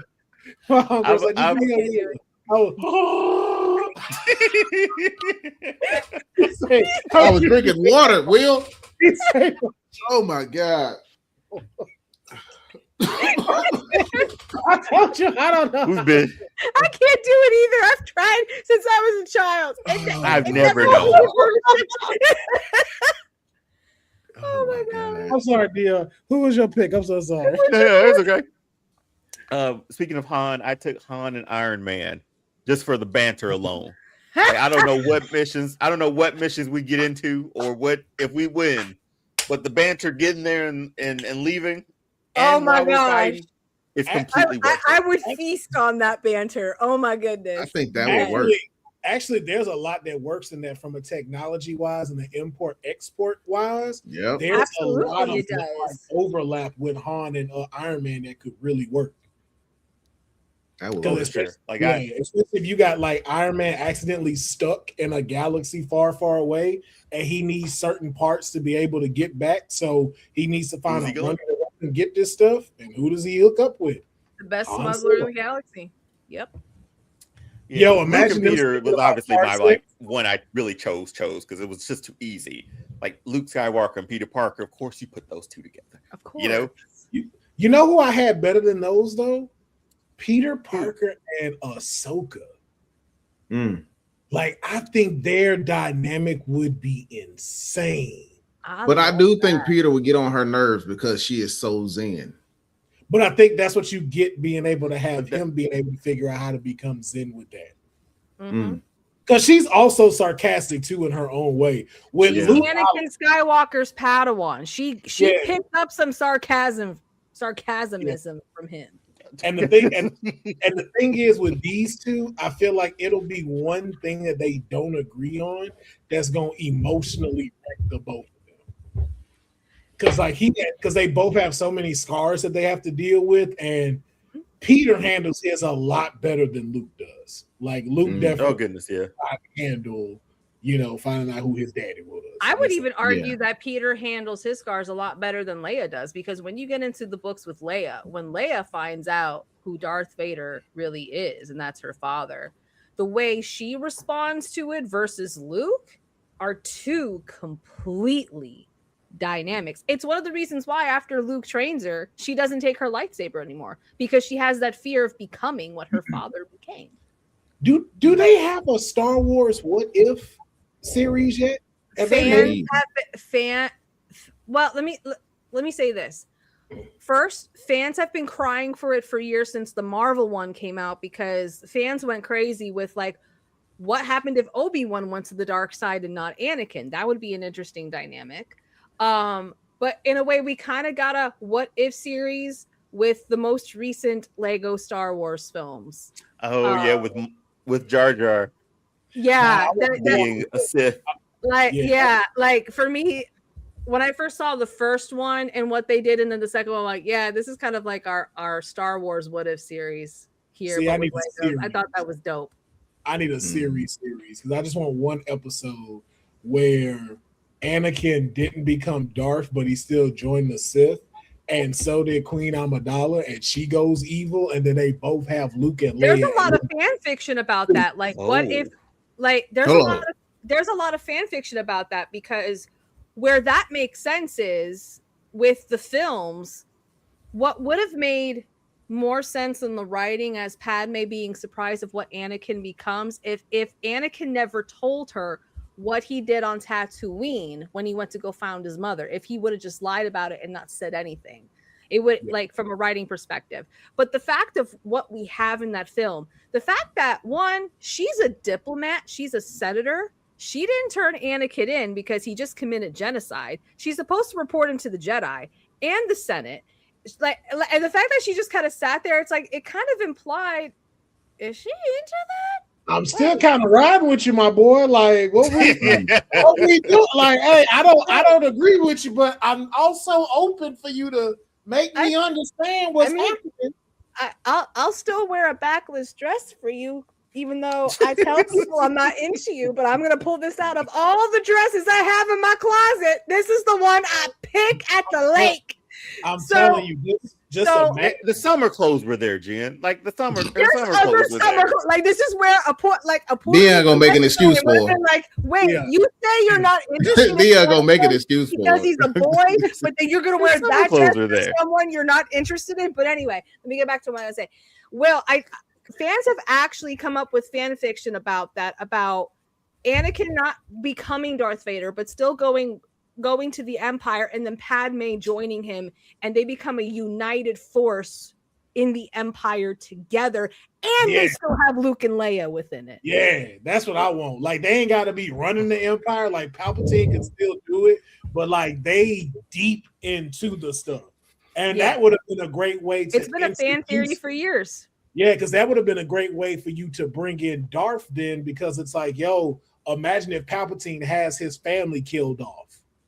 And now Darth don't even work for the Empire. This dude is just like, he is the epitome of the Sith.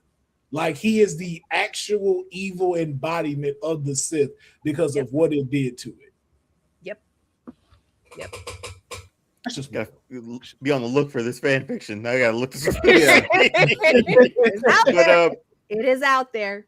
We'll finish off with our fandom radar again. This is just little stuff that we are gonna quickly hit. Didn't have time to just dive into it, but just stuff that we're gonna keep on our radar and go over. So, speaking of Gaston, apparently there's a rumor. It's not official casting yet, but it was first reported yesterday, and multiple other outlets have sort of backed it up, that Glenn Powell is being eyed to replace Luke Evans as Gaston in Disney's live-action Beauty and the Beast prequel. Apparently a swashbuckling origin story of the character. Maybe it happens, maybe it won't. Nothing's confirmed yet. But Glenn Powell as a younger Gaston. How we feel about that? Really quickly around the table. Will. I think it's finally time Gaston gets to tell his story about how he is truly a hero. It's my God. Humbug. Over 20 years. He finally gets to tell his story and tell us from his side and not that side from that girl that got Stockholm syndrome. Humbug. And you know what? We're gonna move on to the next one because that was perfect. Apparently, Sebastian is not right. Apparently, Sebastian is Harvey Dent. So apparently, he let it slip out. He sat down with a French outlet. Is that not right?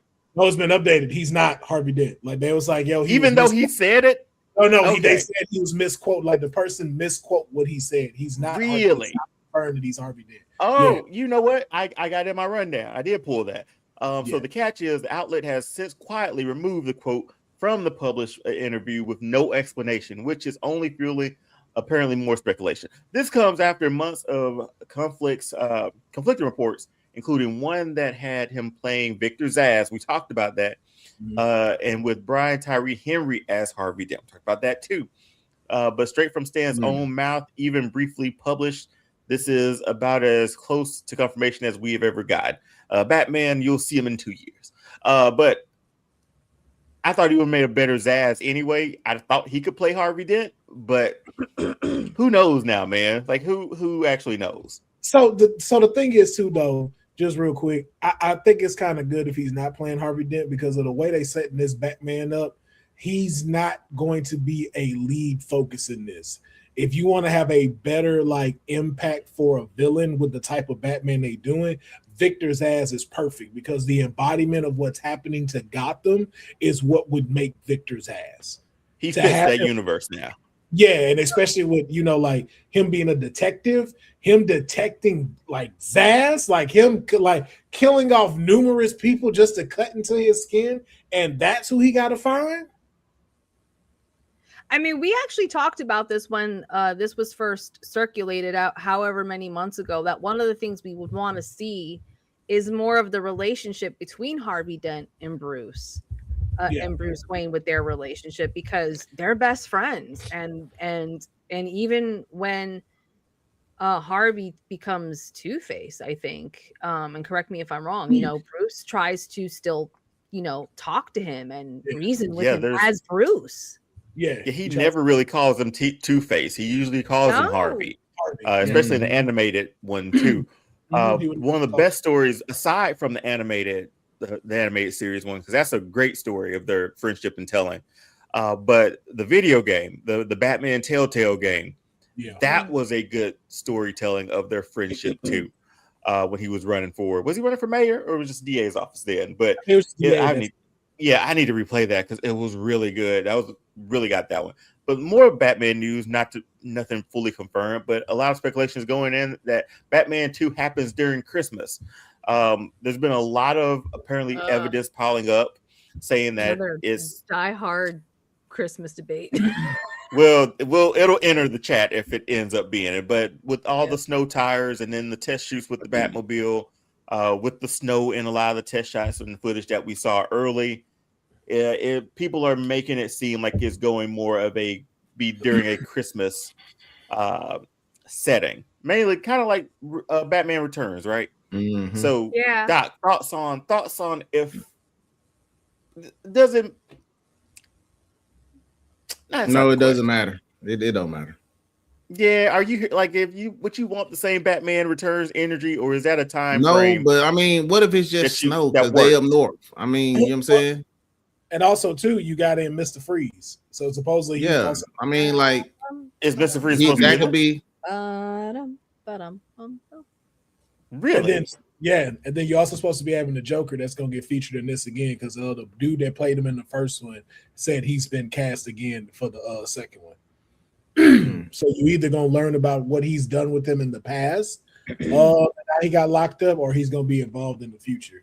But it's really like it's supposed to also be something with Freeze. And I already gave my cast, and I say I want Giancarlo Esposito to play Victor. You did say that. Yeah. Yeah. Like I got a whole layout ride works. Especially if we go the route that we've known from the animated series that essentially picked up that story, made that story doable, so I think that all alone will, man, I didn't even know freeze was a possibility. Just think about how they've we'll been showing the Batman at first. Like it's always been like a frozen bat symbol. So if you think of that, so you know what? Instead of thinking about Batman Returns, what was the video game? Which Arkham was it where it was Christmas time and it was snowing? It was Origins. It was the Origins one. It was no, it wasn't Origins. It was I played this one. No. It was Arkham City. It was Arkham City. Because I remember there was certain, because remember there would be parts where you can go visit the site where his parents died and you could put the rose down. They had part where it started snowing and stuff because of what was going on. Because remember, the water was frozen, and if you try to fly out too far, it'll shoot you back out. Wasn't that? Wait a minute. It's Arkham City? It does say Arkham City is the one that where it snows. Everything else was either clear skies or rain. Yeah. So with the other one, the one that Deathstroke, Kevin Conroy didn't voice. Yeah. What was that? What the storyline for that was kind of dope because it was like a ticking. It was a bounty on his head, and everybody was coming after him. I don't know. I thought that was Christmas because of the fight with him and Deathstroke. That's it. Yeah. The only reason I knew it wasn't that one because I hadn't played Origins. I was like, I remember playing this because they had Christmas lights up too and everything, and it'd be having like some of the like prisoners that were stuck in there trying to find places to stay warm. So I'm like, and then that was another thing for like it to be a great playground for Victor's actors. So I was like, it might be in the tone of that of Arkham City. I mean, of Arkham City, for the Batman. Well, we'll definitely check that one out and see keep an update on it. It's a long time before we get to see that movie anyway. So I'm sure like pieces of it will come out throughout. It's 2028. I was about to say it's 2028, isn't it? Yeah. So it's a good little piece before we see that. Will, if you haven't played Origins, it's not a bad. Is it Arkham Origins? Is that the name of it? Yeah, Arkham Origins. Yeah, it was really good. It was surprisingly good. It's short. It's kind of like Miles Morales. It's short. Yeah, it was the redheaded stepchild of the Arkham series. But unfortunately. But that'll pretty much conclude, I think, our show for tonight. It was a pretty long one. Well, here's my question: do I finish out and give All-Star Fandom this, or do I wait till straight out of comic book and tell the All Lantern? I feel like I should do the All Lantern on here just because I brought one thing. I was like, maybe I should do one more just for All-Star Fandom. Do the what again? I can hear you. My headphones. All Lantern. Remember I told you I had a deal for like the Green Lantern stuff?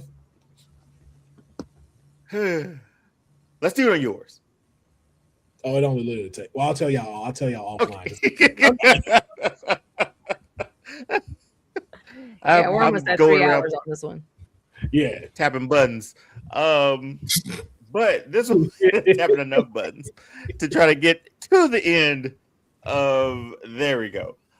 So yeah, All-Star Fandom here every Wednesday. Never know who might cross over in the multiverse over here. And also Dragon Con is on the way too. And so join us on our panel, Total Recall. It's 90s action movie trivia. It's going to be September 3rd at Dragon Con here in Atlanta, Galleria 6. If you're coming to Atlanta or if you're going to be around there, we'll be there. And we'll also be there doing media as well, which is going to be pretty dope to do this year. Oh my so goodness. We're Thursday, and then we are there the entire weekend. Also, on our things that have happened recently. Let me see if I can get this in real quick. Be on the lookout. There we go. So we just crap. I don't think I did it. Come on, there we go. Well, crap, I did do it. I did it completely wrong. So It's late. Yeah. So in the next day or two, you'll be able to go to 80stees.com and use the code All-Star Fandom to get a discount on your t-shirts. So be sure to head over there and take a look. All the stuff that we discuss here on All Star Fandom is here. We'll put the link in the description of this video too to head on over. In about 2 more days or so, it should be good to go for All Star Fandom and go ahead and get 10% off. And there's another coupon, another code that will also release where you can get about 18 or 20% off. So be on the lookout for that one as well. 80stees.com. I butchered that complete graphic, but that's our show for tonight. That's our show, man. Will, thanks again for joining us, man. I really appreciate it. Coming through. We'll be over on your show sometime soon. Repay the favor and get this whole multiverse sort of thing up and running. But Will, before we go, let people know where you can find you, and we'll head on out. Just Will Farrell, Pharaoh. Follow my YouTube. That's all I can ask from y'all. Just make sure y'all hit my YouTube, hit the follow, hit like buttons, comment on videos, but more importantly, watch the videos. Trying to get my stuff monetized so I can start being able to push out merch, everything. Same thing with All Star Fandom. We'll be collaborating with videos that we featuring with each other like this one. So that way my audience gets to see it as well as All Star Fandom. But more importantly though, make sure you support All Star Fandom. Go check out the panel when they're in Atlanta, and then make sure you use a hashtag All-Star Fandom. Tag them so people can know, like, hey, I saw it, I was a part of it, so it can go up on the page and even shout y'all out here on the show, maybe. So we will. Yeah. Oh, absolutely, we will. And until next week, and then the week after is Dragon Con, and we'll see you over on Will's show. So until next time, y'all, we out of here. Peace.